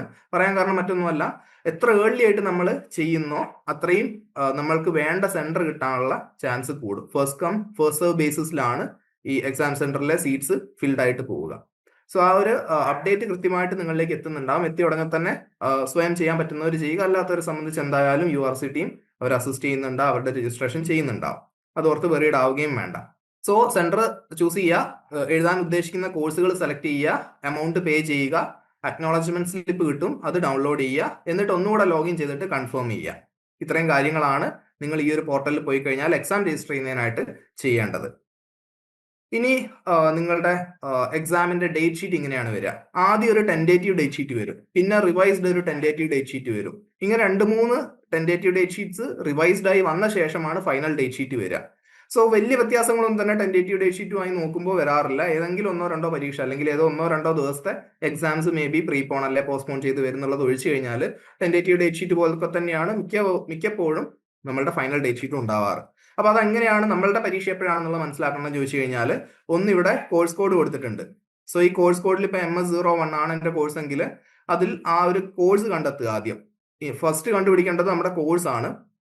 ആ കോഴ്സ് കണ്ടെത്തി കഴിഞ്ഞാൽ തൊട്ടിപ്പുറത്ത് ഡേറ്റ് കൊടുത്തിട്ടുണ്ട്, ഏത് ഡേ ആണ്. അപ്പൊ ഒരു ദിവസം തന്നെ അറിയാലോ, ഇഗ്നുവില് 100 കണക്കിന് കോഴ്സുകളാണ് പ്രൊവൈഡ് ചെയ്യുന്നത്. അപ്പൊ അതുകൊണ്ട് തന്നെ മൾട്ടിപ്പിൾ എക്സാംസ് ഉണ്ടാവും. ഈ ഒരു എക്സാം സൈക്കിളിൽ തന്നെ സിംഗിൾ ഡേയിലും സിംഗിൾ സെഷനിലുമായിട്ട് തന്നെ മൾട്ടിപ്പിൾ എക്സാംസ് ഉണ്ടാവും. അപ്പൊ അതിൽ നമ്മുടെ പേപ്പേഴ്സ് ഏതൊക്കെയാണെന്നുള്ളത് ആദ്യം കണ്ടെത്തി കഴിഞ്ഞാൽ ലെഫ്റ്റ് സൈഡിലായിട്ട് തന്നെ ഡേറ്റ് കാണാൻ പറ്റും. അതുപോലെ തന്നെ മുകളിൽ സ്ലോട്ട് കാണാൻ പറ്റും. മോർണിംഗ് സ്ലോട്ടും ഉണ്ട്, ഈവനിങ് സ്ലോട്ടും ഉണ്ട്, ഏത് സമയത്താണ് എക്സാം എഴുതുക എന്നുള്ളത്. സോ മോർണിംഗ് ആണ് 10 AM to 1 PM ആണ്, ഈവനിംഗ് ആണ് 2 PM to 5 PM ആണ്. ഇനി ഇതിലും ഡ്യൂറേഷനിൽ 2 മണിക്കൂർ മാത്രം എഴുതേണ്ടുന്ന പരീക്ഷകളുണ്ട്. അത് ആ 2 മണിക്കൂർ കഴിയുമ്പോൾ നമുക്ക് ഇറങ്ങുകയും ചെയ്യാം. പക്ഷേ ഭൂരിഭാഗം വരുന്ന പരീക്ഷകൾ 3 മണിക്കൂർ തന്നെയാണ് ഉണ്ടാവാറുള്ളത്. സോ ആ ഒരു പാർട്ടൂടെ നോക്കുക, കോഴ്സ് കോഡ് കണ്ടെത്തുക, ഡേറ്റ് കാണാം, അതുപോലെ തന്നെ ഏത് സെഷൻ ആണെന്നുള്ളതും മനസ്സിലാക്കാം. അപ്പൊ ഇവിടെ കോഡ് നോക്കുന്നതിൽ തെറ്റിക്കഴിഞ്ഞാൽ നമ്മുടെ മൊത്തം പരീക്ഷയുടെ സ്കെഡ്യൂൾ പോകും. അത് ഓർത്ത് നിങ്ങൾ വെറീഡ് ആവേണ്ട. നിങ്ങളുടെ ടൈം ടേബിൾ അനുസരിച്ചുള്ള, നിങ്ങളുടെ കോഴ്സ് അനുസരിച്ചുള്ള ഡേറ്റ് ഷീറ്റ് കൃത്യമായിട്ട് ലേൺവൈസിന്റെ ഭാഗത്തുനിന്ന് നിങ്ങൾക്ക് അയച്ചു തരുന്നതായിരിക്കും. ഓരോ കോഴ്സും ഓരോ ഡേ വൈസുമുള്ള പരീക്ഷകളുടെ ഡീറ്റെയിൽസ് ലേൺവൈസിന്റെ ഇൻസ്റ്റാഗ്രാമിലും അതുപോലെ തന്നെ യൂട്യൂബിലും അതുപോലെ വാട്സ്ആപ്പ് കമ്മ്യൂണിറ്റിയിലും ഒക്കെ ആയിട്ട് മെന്റേഴ്സിന്റെ ഭാഗത്തുനിന്നും LSCസിന്റെ ഭാഗത്തുനിന്നും എല്ലാം തന്നെ നിങ്ങൾക്ക് അതിന് ആക്സസ് ഉണ്ടാവും. അപ്പൊ അതോർത്ത് നിങ്ങൾ ഒരു രീതിയിലും പേടിക്കേണ്ടതില്ല. ഇനി എക്സാമിന് പോകുമ്പോൾ കൊണ്ടുപോകേണ്ട കാര്യങ്ങൾ, ഒരുപാട് പരീക്ഷകൾ എഴുതിയവരായിരിക്കും ഇതിൽ എനിക്കൊന്ന് എല്ലാവരും തന്നെ. സ്വാഭാവികമായിട്ട് നമുക്കറിയാം, എക്സാമിന് പോകുന്ന സമയത്ത് നമ്മൾക്ക് ഡൗൺലോഡ് ചെയ്തെടുക്കാൻ പറ്റും നമ്മുടെ ഹോൾ ടിക്കറ്റ് ഉണ്ടാവും. എക്സാമിന്റെ ഹോൾ ടിക്കറ്റ് നിർബന്ധമായിട്ട് നമ്മൾ ക്യാരി ചെയ്യണം. ഹോൾ ടിക്കറ്റ് എക്സാമിന്റെ ഒരു മേ ബി ഒരു ആഴ്ച മുന്നേ അല്ലെങ്കിൽ 4 ദിവസം മുന്നേക്കാണ് റിലീസ് ആവുക. അപ്പൊ ആ ഒരു ഹോൾ ടിക്കറ്റ് നമ്മൾ കൃത്യമായിട്ട് എടുത്തു വെക്കുക. ഹോൾ ടിക്കറ്റിനോടൊപ്പം തന്നെ ഹോൾ ടിക്കറ്റ് കിട്ടുമ്പോൾ തന്നെ അതിലെ നെയിമും അതുപോലെ തന്നെ കോഴ്സിന്റെ ലിസ്റ്റും എക്സാം സെന്ററും ഒക്കെ തന്നെ ഉറപ്പല്ലേ എന്നുള്ളത് ചെക്ക് ചെയ്യുക. ഇനി എക്സാമിന് തൊട്ട് പോകുന്നതിന് മുമ്പും കൂടെ നമ്മുടെ ഹോൾ ടിക്കറ്റ് ഒന്നുകൂടെ ഡബിൾ ചെക്ക് ചെയ്യുകയും ചെയ്യാം. സപ്പോസ് അങ്ങനെ ഉണ്ടാവാറില്ല യൂഷ്വലി, എന്നിരുന്നാലും ഏതെങ്കിലും രീതിയിലുള്ള ഒരു എക്സാം സെന്റർ ചേഞ്ചോ, സ്ഥലമൊക്കെ അത് തന്നെയായിരിക്കും മിക്കവാറും, പക്ഷേ ഒരുപക്ഷെ സെന്റർ ചേഞ്ച് ആയേക്കും. അങ്ങനെയുള്ള സാഹചര്യങ്ങളിൽ അപ്ഡേറ്റ്സ് ഒക്കെ തന്നെ ഇഗ്നുവിന്റെ ഭാഗത്തുനിന്ന് വരാറുണ്ട്. എന്നിരുന്നാലും എക്സാമിന് പോകുന്നതിന് മുമ്പായിട്ടും തലേ ദിവസവും ഹോൾ ടിക്കറ്റ് നോക്കിയിട്ട് എക്സാക്ട് സെന്റർ, സെയിം സെന്റർ തന്നെയാണ് പരീക്ഷ എന്നുള്ളതൊന്ന് കൺഫേം ചെയ്യുന്നതും ബെറ്റർ ആയിരിക്കും. ഇനി പോകുന്ന സമയത്ത് ഹോൾ ടിക്കറ്റ് ക്യാരി ചെയ്യുന്നതിനോടൊപ്പം തന്നെ കൊണ്ടുപോകേണ്ടതാണ് ഇഗ്നുവിന്റെ ID കാർഡ്. ഇഗ്നു തരുന്ന ID കാർഡ് നിർബന്ധമായിട്ടും ക്യാരി ചെയ്യുക. അതിനോടൊപ്പം തന്നെ ഒരു നോർമൽ ഫോട്ടോ ID കാർഡും കൂടെ, വോട്ടർ IDയോ അല്ലെങ്കിൽ ലൈസൻസോ അങ്ങനെ എന്തോ ഒന്നും കൂടെ കരുതി കഴിഞ്ഞാൽ ബെറ്റർ ആയിരിക്കും. സോ ഇഗ്നോ ID കാർഡ്, ഒരു normal ID card, hall ticket, അതുപോലെ തന്നെ നിങ്ങൾ പരീക്ഷ എഴുതാൻ പോകുമ്പോൾ എടുക്കുന്ന യൂഷ്വൽ വാട്ടർ ബോട്ടിലും പെന്നും അതുപോലത്തെ കാര്യങ്ങളൊക്കെ തന്നെ. സോ ഈ കാര്യങ്ങൾ ക്യാരി ചെയ്ത് കഴിഞ്ഞാൽ നിങ്ങൾ പരീക്ഷ എഴുതാൻ എലിജിബിൾ ആണ്. ID കാർഡ് നിർബന്ധമാണ്, ഹോൾ ടിക്കറ്റ് നിർബന്ധമാണ്, ആൻഡ് സമയത്ത് തന്നെ കുറച്ച് നേരത്തെ ആയിട്ട് തന്നെ എക്സാം സെന്ററിൽ എത്തുന്നുണ്ട് എന്നുള്ളൊരു കാര്യം ഉറപ്പുവരുത്തുക. കാരണം ചില സെന്റേഴ്സ് എന്ന് വെച്ച് കഴിഞ്ഞാൽ നിങ്ങൾക്ക് ഒരുപക്ഷെ പരിചയമില്ലാത്ത സ്ഥലമായിരിക്കും, എക്സാം സെന്റർ ആയതുകൊണ്ട് തന്നെ. അപ്പൊ അതുകൊണ്ട് അവിടെ കുറച്ച് നേരത്തെ എത്തിക്കഴിഞ്ഞാൽ നന്നായിരിക്കും. ഇനി എക്സാം പാർട്ടിലേക്ക് വരുമ്പോൾ ഏറ്റവും കൂടുതൽ ആൾക്കാർ ചോദിക്കുന്ന ഒരു ചോദ്യമാണ് നമ്മൾക്ക് പ്രീവിയസ് ഇയർ ക്വസ്റ്റ്യൻ പേപ്പർ, മുൻകാല ചോദ്യ പേപ്പറുകൾ എവിടുന്ന് ലഭിക്കും എന്നുള്ളത്. ഇഗ്നോയുടെ ഒഫീഷ്യൽ വെബ്സൈറ്റ് ഞാൻ നേരത്തെ കാണിച്ചു തന്നിരുന്നു. അതിൽ തന്നെ ഡൗൺലോഡ് എന്നുള്ള ഒരു ഓപ്ഷനിലേക്ക് നമുക്ക് പോകാൻ പറ്റും. വെബ്സൈറ്റിൽ തന്നെ നമുക്ക് പോയി കഴിഞ്ഞാൽ സ്റ്റുഡൻറ് സർവീസസിനകത്തായിട്ട് ഡൗൺലോഡ് എന്നുള്ള ഒരു ഓപ്ഷൻ ഉണ്ട്. ആ ഡൗൺലോഡിൽ വന്നു കഴിഞ്ഞാൽ അവിടെ നമ്മൾക്ക് ഒരുപാട് കാര്യങ്ങൾ ഡൗൺലോഡ് ചെയ്യാനുള്ള ലിങ്കുകൾ കാണാൻ പറ്റും. സോ ഇവിടെ നിങ്ങൾക്ക് കാണാം, കോമൺ പ്രോസ്പെക്ടസ് കൊടുത്തിട്ടുണ്ട്, അസൈൻമെന്റ് പോർട്ടലിന്റെ കൊടുത്തിട്ടുണ്ട്, കറന്റ് അസൈൻമെന്റ് പോർട്ടൽ കൊടുത്തിട്ടുണ്ട്, അങ്ങനെ ഒരുപാട് ലിങ്ക് ഉണ്ട്. അപ്പൊ അതിൽ നോക്കിക്കഴിഞ്ഞാൽ നിങ്ങൾക്ക് കാണാൻ പറ്റും cycle wise June 2024 question paper, അതുപോലെ തന്നെ ഡിസംബർ 2024 ക്വസ്റ്റ്യൻ പേപ്പർ, അങ്ങനെ സൈക്കിൾ വൈസ് ഉള്ള പ്രീവിയസ് ഇയർ ക്വസ്റ്റ്യൻ പേപ്പേഴ്സ് അവിടെ ലിങ്ക് കൊടുത്തിട്ടുണ്ടാവും. സോ അതിൽ ക്ലിക്ക് ചെയ്ത് കഴിഞ്ഞാൽ എപ്പോഴത്തെ ക്വസ്റ്റ്യൻ പേപ്പർ ആണ് വേണ്ടത് എന്നുള്ളത് നെക്സ്റ്റ് ഒരു വിൻഡോയിൽ സെലക്ട് ചെയ്യണം. ആൻഡ് അതിൽ പോയി കഴിഞ്ഞാൽ നിങ്ങൾക്ക് കൃത്യമായിട്ട് നിങ്ങൾക്ക് ആവശ്യമായുള്ള ക്വസ്റ്റ്യൻ പേപ്പേഴ്സ് സെലക്ട് ചെയ്യാവുന്നതാണ്. അപ്പോൾ ഒന്നുകിൽ ഡൗൺലോഡ്സ് വഴി എടുക്കാവുന്നതാണ്, അതല്ലെങ്കിൽ പിന്നെ അതിനായിട്ടൊരു വെബ്സൈറ്റ് ഉണ്ട്. അതാണ് ഈ ലാസ്റ്റ് ആയിട്ട് കാണുന്നത്, webservices.igno.ac.in എന്നുള്ള. ഇവിടെ പോയി കഴിഞ്ഞാലും നിങ്ങൾക്ക് എന്ത് ചെയ്യാം, ക്വസ്റ്റ്യൻ പേപ്പേഴ്സ് ഡൗൺലോഡ് ചെയ്യാവുന്നതാണ്. അപ്പോൾ മൾട്ടിപ്പിൾ ഓപ്ഷൻസ് ഉണ്ട് നിങ്ങൾക്ക് ക്വസ്റ്റ്യൻ പേപ്പേഴ്സ് ഡൗൺലോഡ് ചെയ്യുന്നതിനായിട്ട്. ആൻഡ് ലേറ്റസ്റ്റ് ആയിട്ടുള്ള ക്വസ്റ്റ്യൻ പേപ്പേഴ്സ് അപ്ഡേറ്റ് ആകാൻ കുറച്ച് സമയം എടുക്കും. So December 2025 question papers as of now available അല്ല, പക്ഷെ അത് വൈകാതെ അവൈലബിൾ ആവുന്നതായിരിക്കും. ഇനി ടേം ആൻഡ് എക്സാമിനേഷനിലേക്ക് വരുമ്പോൾ ശ്രദ്ധിക്കേണ്ട കുറച്ച് കാര്യങ്ങൾ വളരെ പെട്ടെന്ന് ഞാൻ പറഞ്ഞു പോകുന്നതായിരിക്കും. ഒന്നെന്ന് വെച്ച് കഴിഞ്ഞാൽ എക്സാം എഴുതാൻ നേരത്ത് നിങ്ങളുടെ എക്സാക്ട് പേപ്പർ കോഡ് തന്നെ, അത് ക്വസ്റ്റ്യൻ പേപ്പറിന്റെ ഒക്കെ മേലെ ഉണ്ടാവും ആക്ച്വലി, ആ പേപ്പർ കോഡ് തന്നെ നിങ്ങൾ കൊടുക്കുന്നുണ്ട്, നിങ്ങൾ എഴുതാൻ വന്ന പരീക്ഷ തന്നെയാണ് നിങ്ങൾ എഴുതുന്നുണ്ട് എന്നുള്ളത് ഏതൊരു പരീക്ഷ പോലെ തന്നെയും എൻഷുർ ചെയ്യുക. അതൊരു കാര്യമാണ്. രണ്ടാമത്തത്, നിങ്ങൾ എക്സാം രജിസ്റ്റർ ചെയ്യുന്നതിനായിട്ട് അവസാന ദിവസം വരെ വെയിറ്റ് ചെയ്യുക എന്നുള്ളൊരു കാര്യം തീരെ ചെയ്യാൻ പാടില്ല. മറ്റൊന്നും കൊണ്ടല്ല, ലാസ്റ്റ് ദിവസം ഞാൻ പറഞ്ഞു ഓൾറെഡി ഇത്രയും അധികം വിദ്യാർത്ഥികൾ പഠിക്കുന്ന ഒരു ഡിസ്റ്റൻസ് എഡ്യൂക്കേഷൻ യൂണിവേഴ്സിറ്റിയാണ്. സോ ഒരുപാട് പേര് രജിസ്റ്റർ ചെയ്യാനൊക്കെ തന്നെ കയറി കഴിഞ്ഞാൽ ഒരു പക്ഷെ നമുക്ക് പറയാൻ പറ്റില്ല, ടെക്നിക്കൽ ഗ്ലിച്ച് അല്ലെങ്കിൽ സിസ്റ്റം ഹാങ് ആവുകയോ അല്ലെങ്കിൽ OTP വരാതിരിക്കുകയോ ഒക്കെ തന്നെ പലവിധ ടെക്നിക്കൽ ഇഷ്യൂസിലേക്ക് അത് ലീഡ് ചെയ്തേക്കും. അതുകൊണ്ട് ഏർലി ആയിട്ട് തന്നെ എക്സാം രജിസ്ട്രേഷൻ ചെയ്യുന്നുണ്ട് എന്നുള്ളത് ഉറപ്പുവരുത്തുക.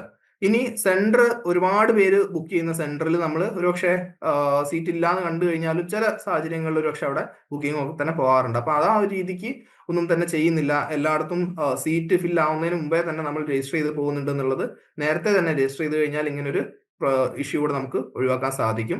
കാരണം ലാസ്റ്റ് മിനിറ്റിൽ അല്ലെങ്കിൽ സെന്റർ മാറുന്ന ഒരു സാഹചര്യത്തിലേക്ക് അത് വന്നേക്കും. അപ്പൊ അത് വരാതിരിക്കുന്നതിനായിട്ട് എത്രയും നേരത്തെ തന്നെ ടേം ആൻഡ് എക്സാമിനേഷന്റെ രജിസ്ട്രേഷൻ കംപ്ലീറ്റ് ചെയ്യുന്നുണ്ട് എന്നുള്ളത് ഉറപ്പുവരുത്തുക. അപ്പൊ തെറ്റായ എക്സാം സെന്റേഴ്സ് എടുക്കാൻ പാടില്ല. തെറ്റിദ്ധാരണയുടെ പുറത്ത് മാത്രം എക്സാം സെന്റേഴ്സ് ഒരിക്കലും സെലക്ട് ചെയ്യരുത്. കൃത്യമായി നിങ്ങൾക്ക് പോകാൻ പറ്റുന്ന, നിങ്ങൾ എവിടെയാണോ ഉള്ളത് അതിനടുത്തുള്ളൊരു എക്സാം സെന്റർ തന്നെ സെലക്ട് ചെയ്യുന്നുണ്ട്, അല്ലെങ്കിൽ അതിനടുത്ത് ഏറ്റവും അവൈലബിൾ ആയിട്ടുള്ള ഒരു പ്രോപ്പർ എക്സാം സെന്റർ തന്നെയാണ് സെലക്ട് ചെയ്യുന്നത് എൻഷുർ ചെയ്യുക.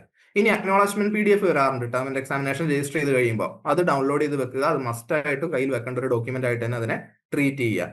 ആൻഡ് ലാസ്റ്റ്, നിങ്ങൾക്ക് ഏതെങ്കിലും രീതിയിൽ ഇപ്പം സെന്റർ ഈ പറഞ്ഞ പോലെ ലാസ്റ്റ് മിനിറ്റിൽ ഒരു പക്ഷെ എന്തെങ്കിലും ഒരു ടെക്നിക്കൽ കാരണത്താൽ സെന്റർ മാറിയിട്ടുണ്ടെങ്കിലും നിങ്ങളുടെ ഈ പറഞ്ഞ പോലെ ഒരു കാംനെസ് നിങ്ങൾ കൈവെടിയാതിരിക്കുക.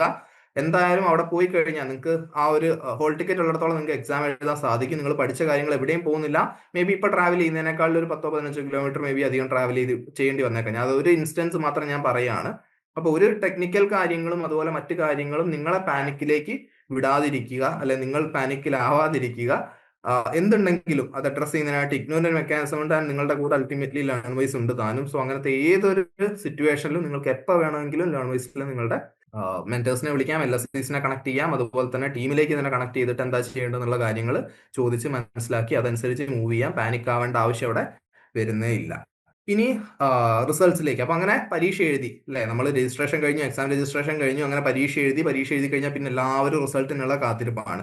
ഇപ്പൊ നോക്കുകയാണെങ്കിൽ കഴിഞ്ഞ ദിവസമാണ് റിസൾട്ട് വന്നിട്ടുള്ളത്, ഡിസംബർ 2025 ടേം ആൻഡ് എക്സാമിനേഷന്റെ. അപ്പൊ ഒന്ന് ആലോചിച്ച് നോക്കാം, നമ്മുടെ നാട്ടിലെ കോളേജുകളാണെങ്കിലും യൂണിവേഴ്സിറ്റികളാണെങ്കിലും ഒക്കെ തന്നെ പേപ്പർ ഇവാലുവേറ്റ് ചെയ്ത് എടുക്കാൻ വരുന്ന ഒരു സമയം എന്ന് പറയുന്നത് അത്രയും വലിയ സമയം തന്നെയാണ്. ഇപ്പം മുമ്പൊക്കെ ആണെങ്കിൽ നോക്കിക്കഴിഞ്ഞാൽ നാട്ടിലെ തന്നെ പ്രധാനപ്പെട്ട യൂണിവേഴ്സിറ്റികൾ, വളരെ മികച്ച യൂണിവേഴ്സിറ്റികളാണെങ്കിൽ പോലും എക്സാമിന്റെ മാർക്ക് അപ്ഡേറ്റ് ആവുന്ന 6 മാസത്തിനപ്പുറം, ഒരു വർഷത്തിനപ്പുറമൊക്കെയാണ്. പക്ഷെ ഇഗ്നോനെ സംബന്ധിച്ച് എക്സാം എഴുതി കഴിഞ്ഞ് വിത്തിൻ 6 വീക്സ് റിസൾട്ട് വന്നു തുടങ്ങും ഏകദേശം.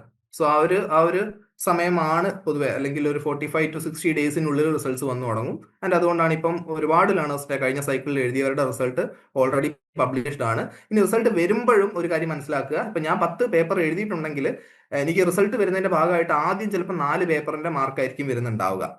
സോ അത് കൃത്യമായിട്ട് റീജിയണൽ സെന്ററിലേക്ക് അപ്ഡേറ്റ് ചെയ്യപ്പെടുന്നതിന്റെ, അത് പോർട്ടലിലേക്ക് ആഡ് ചെയ്യപ്പെടുന്നതിന്റെ ഒക്കെ ബേസിസിൽ ഇവാലുവേഷൻ കഴിയുന്നതനുസരിച്ച് ഓരോരോ ഫേസുകളായിട്ടാണ് ഈ മാർക്ക് അപ്ഡേറ്റ് ആവുക. സോ 10 പരീക്ഷ എഴുതിയിട്ട് 4 മാർക്കേ വന്നുള്ളൂ എന്ന് പറഞ്ഞിട്ടും നിങ്ങൾ വെറിയിടാവേണ്ട കാര്യമില്ല. അത് അങ്ങനെയാണ്, വളരെ നോർമലാണ്. ഇത്രയൊരു സമയത്തിനുള്ളിലാണ്, പിന്നീട് ഒരു ഏപ്രിലിനൊക്കെ ഉള്ളിലായിട്ടാണ് അവിടെ എൻ്റെ റിസൾട്ട് വരിക.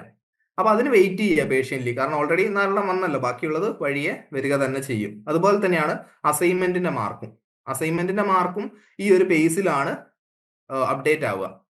അസൈൻമെന്റ് ഇപ്പം ഒക്ടോബറിൽ നിങ്ങൾ സബ്മിറ്റ് ചെയ്യുന്നു, അല്ലെങ്കിൽ മാർച്ച് അല്ലെങ്കിൽ ഏപ്രിലിൽ നിങ്ങൾ സബ്മിറ്റ് ചെയ്യുന്നു എന്നുണ്ടെങ്കിൽ പിന്നീട് ഒരു സമയത്തിനുള്ള ഒരു 6 months അല്ലെങ്കിൽ ഒരു 9 monthsനുള്ളിലൊക്കെ ആയിട്ടാണ് മിക്കപ്പോഴും ആ ഒരു മാർക്ക് അപ്ഡേറ്റ് ആയി വരിക. പക്ഷെ അതോർത്ത് പറഞ്ഞ പോലെ നിങ്ങൾ വെറിയിടാവേണ്ട കാര്യമല്ല, അത് വളരെ നോർമലാണ്. ഇനി ബാക്കിയുള്ളവരുടെ മാർക്ക് വന്നിട്ട് വരാത്ത സാഹചര്യങ്ങളിൽ മെയിൽ അയക്കുന്നതോടുകൂടി തന്നെ ആ മാർക്കും അപ്ഡേറ്റ് ആവുന്നതായിരിക്കും. അപ്പൊ അതിനൊക്കെ എന്ന് വെച്ച് കഴിഞ്ഞാൽ ഈ ഒരു അസൈൻമെന്റ് സബ്മിറ്റ് ചെയ്യുമ്പോഴുള്ള സ്ലിപ്പ് അല്ലെങ്കിൽ അതിന്റെ പ്രൂഫ് കൃത്യമായിട്ട് എടുത്തു വെക്കുന്നുണ്ട് എന്നുള്ള ഉറപ്പ് വരുത്തുക. അവർ സീലൊക്കെ ചെയ്ത് തരുന്നതാണ്, അത് എടുത്തു വെക്കുക. ഇനി സപ്പോസ് ഓൺലൈൻ ഒക്കെ ആയിട്ടാണ് ക്ലിയർലി അവിടെ അത് തന്നെ ധാരാളമായിരിക്കും. അപ്പൊ അങ്ങനെ ഒരു ബുദ്ധിമുട്ട് പിന്നീട് വരുന്നുമില്ല. സോ ഈ കാര്യങ്ങൾ പ്രത്യേകം നോക്കുക. പല ഫേസ് ആയിട്ടാണ് മാർക്ക് അപ്ഡേറ്റ് ആവുക.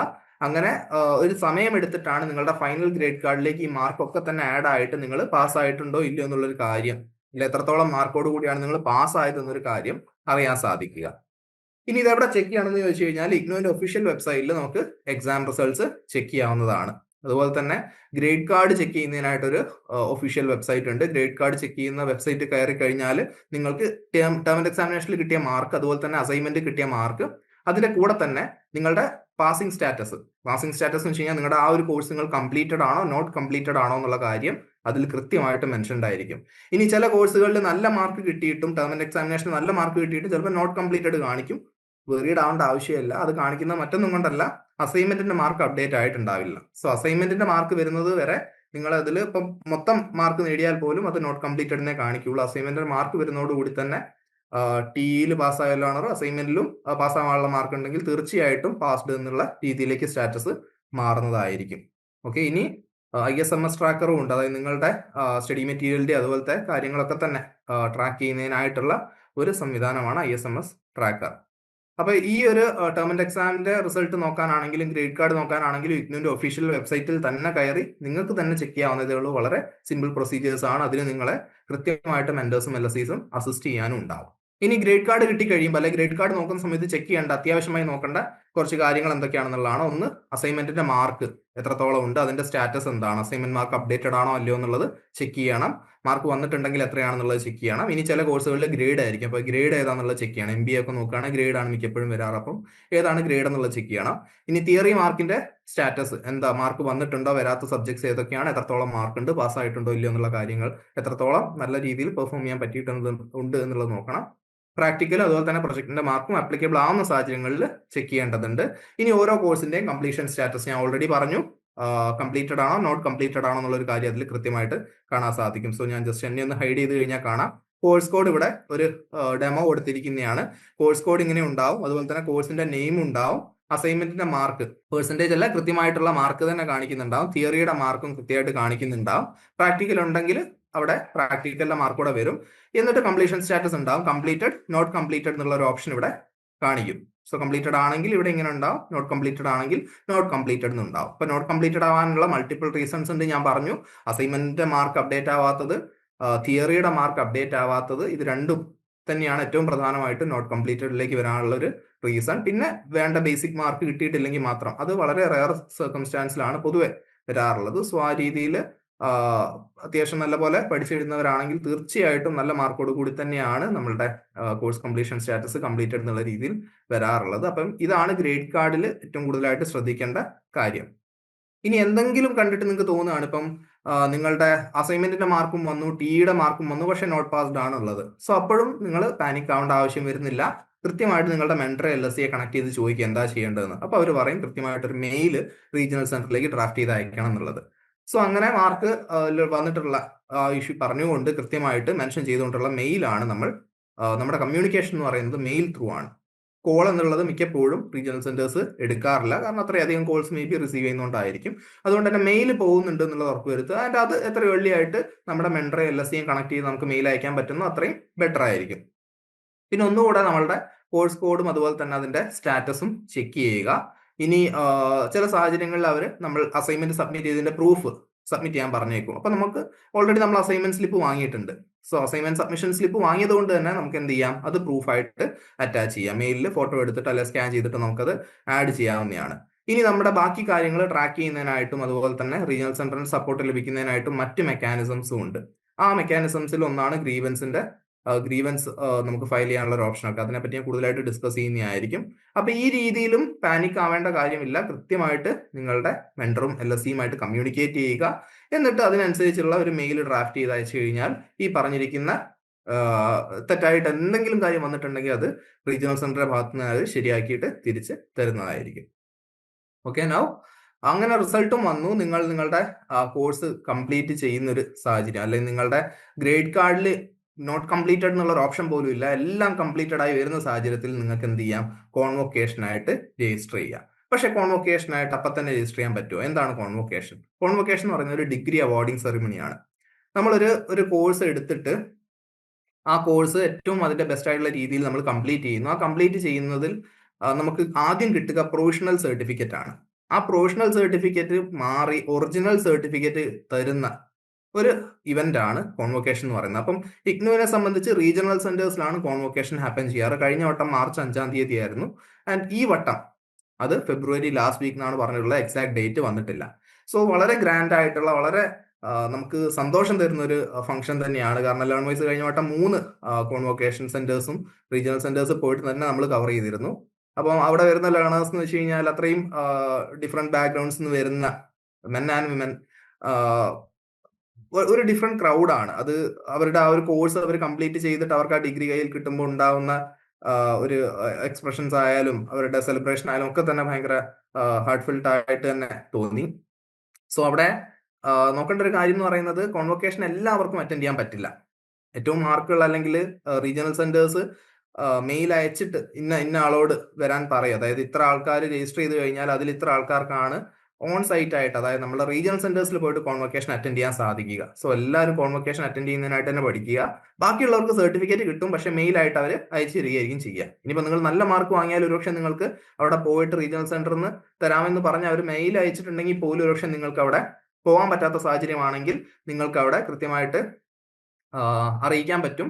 അറിയിച്ചു കഴിഞ്ഞാൽ ഇനിയിപ്പോൾ അറിയിച്ചിട്ടില്ലെങ്കിൽ പോലും നിങ്ങളുടെ സർട്ടിഫിക്കറ്റ് അവർ കോൺവൊക്കേഷന് ശേഷം വീട്ടിലേക്ക് അയച്ചു തരുന്നതായിരിക്കും. ഒരു കാര്യം കൂടെ ശ്രദ്ധിക്കുക, നിങ്ങൾ കോൺവൊക്കേഷൻ ഓപ്റ്റ് ഔട്ട് ചെയ്തു സോ ദാറ്റ് നിങ്ങൾക്ക് സർട്ടിഫിക്കറ്റ് നേരത്തെ കിട്ടുന്നുള്ള ഒരു തെറ്റിദ്ധാരണ വേണ്ട. കോൺവൊക്കേഷൻ കഴിഞ്ഞ ശേഷം മാത്രമായിരിക്കും നിങ്ങളുടെ ഡിഗ്രി സർട്ടിഫിക്കറ്റ്സ് നിങ്ങൾക്ക് കൈ കിട്ടുക. കോൺവൊക്കേഷന് മുമ്പ് സർട്ടിഫിക്കറ്റ് കിട്ടാനുള്ള യാതൊരു ഓപ്ഷൻസും ഇല്ല. സോ അത് കരുതി ആരും കോൺവൊക്കേഷന് പോകാനുള്ള ഒരു അവസരം സ്കിപ്പ് ചെയ്യാതിരിക്കുക. വളരെ മനോഹരമായിട്ട് കണ്ടക്ട് ചെയ്തു വരുന്ന ഒരു ഇവന്റ് തന്നെയാണ് കോൺവൊക്കേഷൻ എന്നുള്ളത്. സോ അവിടെ ഇനി എലിജിബിലിറ്റിയിലേക്ക് വരാം. കോൺവൊക്കേഷൻ അറ്റൻഡ് ചെയ്യാനുള്ള ക്വാളിഫിക്കേഷൻ എന്താണെന്ന് ചോദിച്ചു കഴിഞ്ഞാൽ, നിങ്ങളുടെ എക്സാം ഇപ്പം ഈ ഒരു വരുന്ന കോൺവൊക്കേഷൻ ആരാണ് എലിജിബിൾ എന്നുള്ളത് ഞാൻ പറയാം. ഇപ്പൊ ഏറ്റവും റീസെന്റ് ആയി നടന്ന പരീക്ഷ എന്ന് പറയുന്നത് ഇഗ്നു നടത്തിയത് ടേം ആൻഡ് എക്സാമിനേഷൻ ഡിസംബർ 2025 ആണ്. ആ ഡിസംബർ 2025 പരീക്ഷ കഴിഞ്ഞ ലേണേഴ്സിൽ റിസൾട്ട് ഇപ്പൊ വന്നു തുടങ്ങിയിട്ടേ ഉള്ളൂ. അപ്പോൾ സ്വാഭാവികമായിട്ടും ആ ബാച്ചുകാർക്ക് ഈ വരുന്ന കോൺവൊക്കേഷൻ അറ്റൻഡ് ചെയ്യുക പോസിബിൾ ആയിരിക്കില്ല. സോ ആരാണ് പിന്നെ അറ്റൻഡ് ചെയ്യുന്നത്? നമ്മൾക്ക് 2 അഡ്മിഷൻ സൈക്കിൾ ഉണ്ട്, 2 എക്സാം സൈക്കിൾ ഉണ്ട്, പക്ഷെ ഒറ്റ കോൺവൊക്കേഷൻ ഒരു വർഷം ഉണ്ടാവുന്നുള്ളൂ, അല്ലെ കണ്ടക്ട് ചെയ്യുന്നുള്ളൂ. അപ്പൊ അതുകൊണ്ട് തന്നെ ജൂൺ 2025 പരീക്ഷ എഴുതി മൊത്തം റിസൾട്ടും വന്ന് തങ്ങളുടെ കോഴ്സ് ക്ലിയർ ചെയ്ത ലേണേഴ്സ്, അതുപോലെ ഡിസംബർ 2024 കോഴ്സ് കംപ്ലീറ്റ് ചെയ്ത് തങ്ങളുടെ എല്ലാ ഗ്രേഡ് കാർഡിലേക്ക് വരുമ്പോൾ മൊത്തം കോഴ്സും പാസ്സായി കംപ്ലീറ്റഡ് ആയിട്ട് വന്നിട്ടുള്ള ലേണേഴ്സിനുമാണ് 2026 കോൺവൊക്കേഷൻ അറ്റൻഡ് ചെയ്യാൻ സാധിക്കുക. സോ ഒരിക്കൽ കൂടെ പറയാം, ഡിസംബർ 2024 ടേം ആൻഡ് എക്സാമിനേഷനിലൂടെ കോഴ്സ് കംപ്ലീറ്റ് ചെയ്തവർ ജൂൺ 2025 കോഴ്സ് കംപ്ലീറ്റ് ചെയ്തവർക്ക് 2026 കോൺവൊക്കേഷൻ അറ്റൻഡ് ചെയ്യാം. ഈ വട്ടം എഴുതുന്ന ലേണർ, അതായത് ഇപ്പൊ എക്സാം കഴിഞ്ഞ learners, December 2025 term and examination എഴുതിയ ലേണേഴ്സും ജൂൺ 2026 എഴുതാൻ പോകുന്ന ലേണേഴ്സും ഒരുമിച്ച് അറ്റൻഡ് ചെയ്യുന്ന കോൺവൊക്കേഷൻ എന്ന് പറയുന്നത് 2027 കോൺവൊക്കേഷൻ ആയിരിക്കും. സോ ഈ 2 അഡ്മിഷൻ സൈക്കിളുകളിൽ നിന്ന്, 2 എക്സാം സൈക്കിളുകളിൽ നിന്നായിട്ട് ക്ലിയർ ചെയ്തവരാണ്, അല്ലെ തങ്ങളുടെ കോഴ്സ് കംപ്ലീറ്റ് ചെയ്തവരാണ് ഈ വരുന്ന കോൺവൊക്കേഷനിൽ പാർട്ടിസിപ്പേറ്റ് ചെയ്യുക. സോ അതാണ് ഇതിന്റെ മാനദണ്ഡം. ഇനി അതിനൊരു ഫീസ് ഉണ്ട്, 600 രൂപയാണ്. ഡിഗ്രി ആയാലും PG ആയാലും പ്രോഗ്രാമുകൾക്ക് കോൺവൊക്കേഷനായിട്ട് നമ്മൾ പേ ചെയ്യേണ്ടതായിട്ടുള്ളത്. അതിന്റെ എല്ലാ പ്രൊസീജിയറും ഓൺലൈൻ ആണ്. ഇവന്റ് മാത്രം ഓഫ്ലൈൻ ആയിട്ട് നമ്മൾ അറ്റൻഡ് ചെയ്യുന്നേ ഉള്ളൂ. ബാക്കി എല്ലാം തന്നെ ഓൺലൈൻ ആയിട്ടാണ് നമ്മൾ കംപ്ലീറ്റ് ചെയ്യേണ്ടത്. ആൻഡ് അതിലൊരു അക്നോളജ്മെന്റ് സ്ലിപ്പ് കിട്ടും, അത് ഡൗൺലോഡ് ചെയ്ത് വെക്കുന്നുണ്ട് എന്നുള്ളത് പ്രത്യേകം ഉറപ്പുവരുത്തുക. അഡ്രസ്സ്, കൃത്യമായിട്ടുള്ള അഡ്രസ്സ് കൊടുക്കുക. കാരണം നിങ്ങളുടെ ഡിഗ്രിയുടെ ഒറിജിനൽ സർട്ടിഫിക്കറ്റ് ആണ്, അത്രയും വാല്യുബിൾ ആയിട്ടുള്ള ഡോക്യുമെന്റ് ആണ്, നിങ്ങൾ അത്രയും സ്ട്രഗിൾ ചെയ്തിട്ട് നിങ്ങൾ നേടിയിട്ടുള്ള ഒരു ഡോക്യുമെന്റ് ആണ്. അതുകൊണ്ട് തന്നെ അത് കൃത്യമായ അഡ്രസ്സിലേക്കാണ് എത്തുന്നത് എന്നുള്ളത് ഡബിൾ ചെക്ക് ചെയ്യുക, ട്രിപ്പിൾ ചെക്ക് ചെയ്യുക, 100% ഉറപ്പ് വരുത്തുക നിങ്ങളുടെ ഏറ്റവും ബെസ്റ്റ് ആയിട്ടുള്ള, ഏറ്റവും പ്രോപ്പർ ആയിട്ടുള്ള അഡ്രസ് ആണ് കൊടുത്തിട്ടുള്ളത് എന്നുള്ളത്. അപ്പോൾ കോൺവൊക്കേഷൻ അങ്ങനെ വെറുതെ അറ്റൻഡ് ചെയ്യാൻ പറ്റില്ല, കൃത്യമായ രജിസ്ട്രേഷൻ ഉണ്ട്. അപ്പോഴാണ് ഈ ഫീ പേ ചെയ്ത് നിങ്ങൾ അക്നോളജ്മെന്റ് സ്ലിപ്പ് ഒക്കെ ഡൗൺലോഡ് ചെയ്ത് വെക്കേണ്ടത്. അപ്പം ഞാൻ ഓൾറെഡി പറഞ്ഞ കാര്യങ്ങൾ തന്നെയാണ് ഇവിടെ ഉള്ളത്. പ്രോഗ്രാം കംപ്ലീറ്റ് ചെയ്യുന്നു, കോൺവൊക്കേഷൻ രജിസ്റ്റർ ചെയ്യുന്നു, അപ്ലൈ ചെയ്യുന്നു, നിങ്ങൾ കോൺവൊക്കേഷൻ അവർ ഇൻവൈറ്റ് ചെയ്യുന്നു. ഈവൻ ഇഫ് ഇൻവൈറ്റ് ചെയ്തിട്ടില്ലെങ്കിലും കോൺവൊക്കേഷന് ശേഷം നിങ്ങൾക്ക് ആ ഒരു ഡിഗ്രി അവർ എയ്തർ മെയിൽ വഴി അയച്ചു തരുന്നു, അല്ലെങ്കിൽ ഇവന്റിൽ തന്നെ കൈമാറ്റം ചെയ്യുന്നു. ഇതാണ് ഒരു ഐഡിയൽ ലേണറുടെ ജേണി. നിങ്ങളൊക്കെ ആഗ്രഹിക്കുന്ന ആ ഒരു ഇവന്റ് എന്ന് പറയുന്നത് ശരിക്കും കോൺവൊക്കേഷൻ തന്നെ ആയിരിക്കണം. ബിക്കോസ് ഡിഗ്രി കംപ്ലീറ്റ് ചെയ്തിട്ട് നിങ്ങളുടെ ആ ഒരു എഫേർട്സിനെ അവർ ട്രീറ്റ് ചെയ്യുന്ന, അത്രയും ബെസ്റ്റ് ആയിട്ട് ട്രീറ്റ് ചെയ്യുന്ന ഒരു ഇവന്റ് ആയിട്ട് തന്നെ കോൺവൊക്കേഷനെ കണക്കാക്കുക. കോൺവൊക്കേഷൻ അറ്റൻഡ് ചെയ്യണം എന്നുള്ളൊരു ഗോളോട് കൂടി തന്നെ നിങ്ങൾ എന്ത് ചെയ്യുക, നിങ്ങളുടെ ഡിഗ്രിയും PGയും കംപ്ലീറ്റ് ചെയ്യുന്ന ഒരു ജേണി സ്റ്റാർട്ട് ചെയ്യുക. ഓക്കെ, അപ്പൊ ഇതിൽ കോൺവൊക്കേഷനെ പറ്റി കൃത്യമായിട്ടുള്ള അപ്ഡേറ്റ്സ് ലേൺവൈസിന്റെ ഭാഗത്തുനിന്ന് ലഭിക്കുന്നുണ്ടാവും. ഒഫീഷ്യൽ ഇഗ്നു വെബ്സൈറ്റുകളിൽ നിന്ന്, അല്ലെ ഒഫീഷ്യൽ ഇഗ്നു ലിങ്ക്സ് ത്രൂ ലഭിക്കുന്നുണ്ടാവും. മറ്റ് പല കാര്യങ്ങളും അല്ലെ പലയിടത്തായിട്ട് ഇപ്പം ഓൾറെഡി റീസർ പറഞ്ഞു വാട്സാപ്പ് ത്രൂവും അതുപോലെ മറ്റു സോഷ്യൽ മീഡിയ പ്ലാറ്റ്ഫോംസ് ത്രൂവും കേൾക്കുന്ന കാര്യങ്ങളൊന്നും തന്നെ വിശ്വസിക്കാതിരിക്കുക. കുറേയൊക്കെ ഫേക്കും അതുപോലെ തന്നെ കുറേയൊക്കെ സ്കാമും ഒക്കെ തന്നെയാണ്. അപ്പൊ അങ്ങനത്തെ കാര്യങ്ങളിലേക്കൊന്നും പോവാതെ ഒഫീഷ്യൽ ആയിട്ടുള്ള ഇൻഫർമേഷനിൽ തന്നെ ഡിപ്പെൻഡ് ചെയ്യുക, അതിൽ തന്നെ വിശ്വസിക്കുക. ആ ഒരു വെബ്സൈറ്റ് തന്നെ ത്രൂ ആൻഡ് ത്രൂ ചെക്ക് ചെയ്തിട്ട് ഓരോ പ്രൊസീജിയേഴ്സും കംപ്ലീറ്റ് ചെയ്യുന്നുണ്ടെന്നുള്ള ഉറപ്പ് വരുത്തുക. ഇനി ഏതൊരു അസിസ്റ്റൻസിനും ലേൺവൈസിനെ സമീപിക്കാവുന്നതുമാണ്. ഓക്കെ, സോ ഇനി ലേൺവൈസിലേക്ക് വരുമ്പോൾ നിങ്ങൾക്ക് ഞാൻ പറഞ്ഞു ഓൾറെഡി ഈ പറഞ്ഞിരിക്കുന്ന ഒഫീഷ്യൽ ആയിട്ടുള്ള കാര്യങ്ങൾ ചിലത് കാണുമ്പോൾ നമുക്ക് തന്നെ തോന്നിപ്പോ ഇത് ഒഫീഷ്യൽ ആണോ അല്ലയോ എന്ന്. വളരെ സിമ്പിൾ ആണ്. നേരെ ലേൺവൈസിനെ സമീപിക്കുക, മെൻറ്ററോട് ചോദിക്കുക, LSEയോട് ചോദിക്കുക, ഇത് ഓക്കെയാണ്, ഇത് ഒറിജിനൽ ആണോ അല്ലെങ്കിൽ ഇത് ഉള്ളതാണോ. സോ കൃത്യമായുള്ള ഇൻഫർമേഷൻ അവിടെ നിന്ന് കിട്ടും. ആ രീതിയിലുള്ള ഒരു ഡബിൾ ചെക്കിങ്, ആ രീതിയിലുള്ള ട്രസ്റ്റ് എന്തായാലും ബിൽഡ് ചെയ്തെടുക്കുക. ആൻഡ് അതിൽ പറഞ്ഞ പോലെ നമുക്ക് കാണുമ്പോൾ ചിലപ്പം എക്സാമിന്റെ റിസൾട്ട് വന്നു എന്നോ അല്ലെങ്കിൽ എല്ലാവരുടെയും റിസൾട്ട് വന്നു എന്നുള്ള രീതിയിൽ തെറ്റിദ്ധാരണയൊക്കെ തന്നെ വരുത്തുന്ന രീതിയിൽ ഒരുപാട് പോസ്റ്റുകളൊക്കെ തന്നെ ഇപ്പോൾ വരുന്നുണ്ട്. കാരണം ഫെബ്രുവരിയിലാണ് ഇപ്പം നിലവിൽ റിസൾട്ട് പബ്ലിഷ് ആയിട്ടുള്ളത്. പക്ഷേ ആ റിസൾട്ട് വരുന്ന ഇങ്ങനെ ഫേസുകളായിട്ടാണെന്നും അതുപോലെ അതാത് മാർക്ക് റീജിയണൽ സെന്ററിന് അപ്ഡേറ്റ് ചെയ്യുന്ന അനുസരിച്ചാണ് പോർട്ടലിൽ കാണുക എന്നുള്ള കാര്യങ്ങളൊന്നും തന്നെ അതിലൊരിക്കലും കൊടുത്തിട്ടുണ്ടാവുകയില്ല.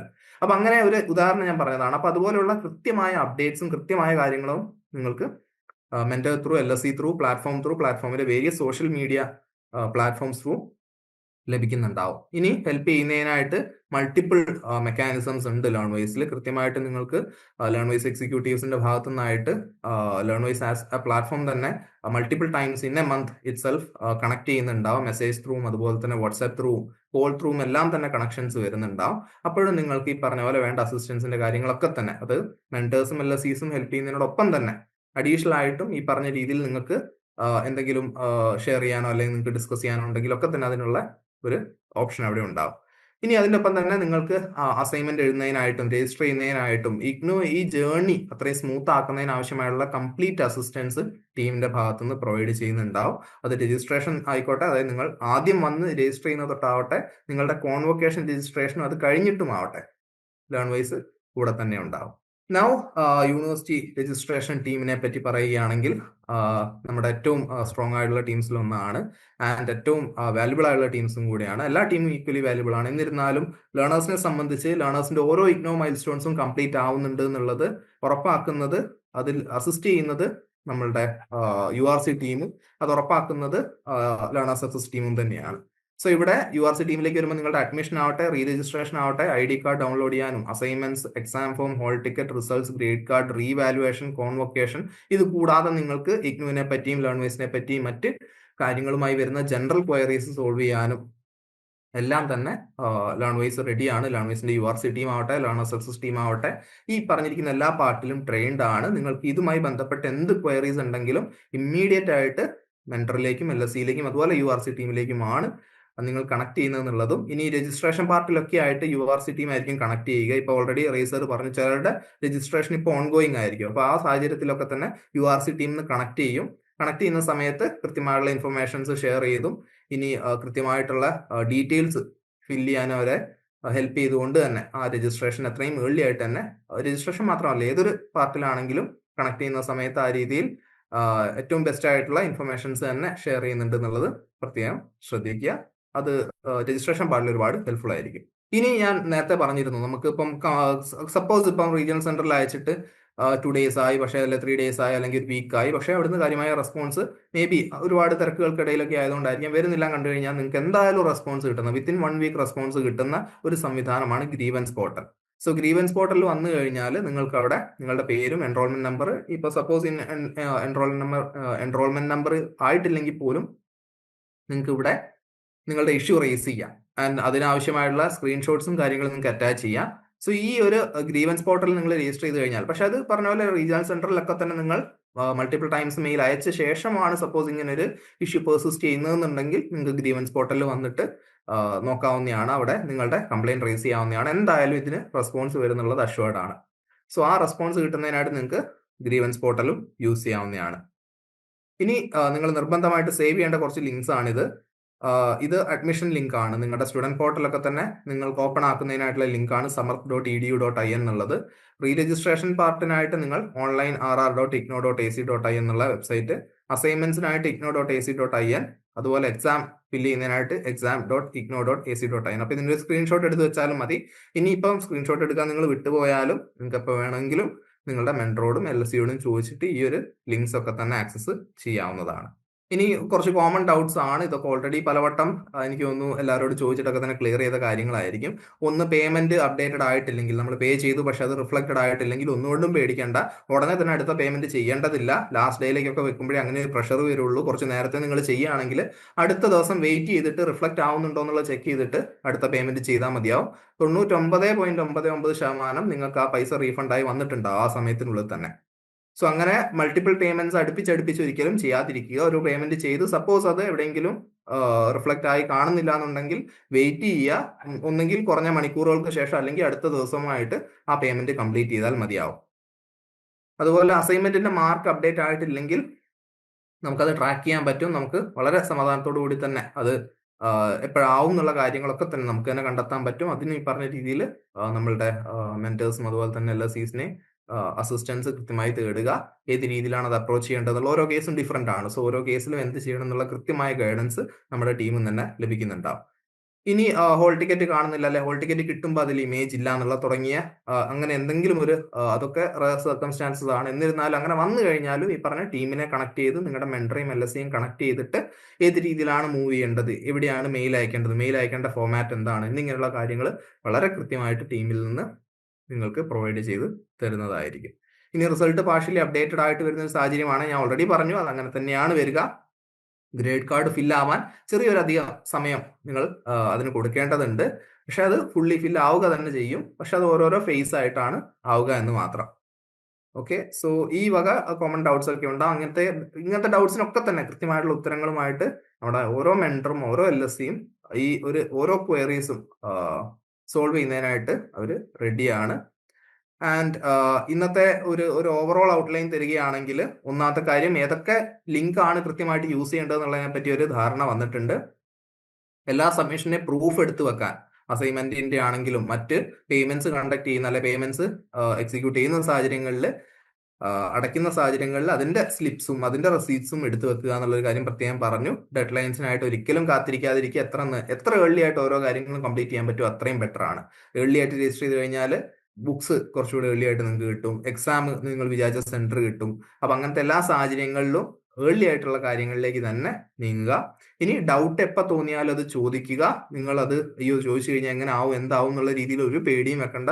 ആ ഡൗട്ട്സ് ഒക്കെ തന്നെ തീർത്ത് നിങ്ങൾ ഈ കോഴ്സ് കംപ്ലീറ്റ് ചെയ്യുന്നതിനായിട്ടാണ് ലേൺവൈസ് ഇവിടെ ഉള്ളത്. സോ അത് കൃത്യമായി തന്നെ യൂസ് ചെയ്യുക. എത്രത്തോളം യൂസ് ചെയ്യാൻ പറ്റും അത്രത്തോളം യൂസ് ചെയ്യുന്നുണ്ട് എന്നുള്ളതും ഉറപ്പുവരുത്തുക. നൗ ഓൾറെഡി എനിക്ക് തോന്നുന്നു എല്ലാവർക്കും ഈ ഒരു ഫോമിന്റെ ലിങ്ക് ഷെയർഡ് ആയിരിക്കും. ഇനി ആർക്കെങ്കിലും ഈ ഫോമിന്റെ ലിങ്ക് ഷെയർഡ് അല്ലെങ്കിൽ അതായത് മെന്റേഴ്സിനോടും LSEസിനോടും ആവശ്യപ്പെടുക. കൃത്യമായിട്ട് ഈ ഒരു ഫോം ഫില്ല് ചെയ്യപ്പെടുന്നുണ്ട് എന്നുള്ളത് എൻഷുർ ചെയ്യുക. വളരെ പ്രധാനപ്പെട്ട ഒരു ഫോമാണ്.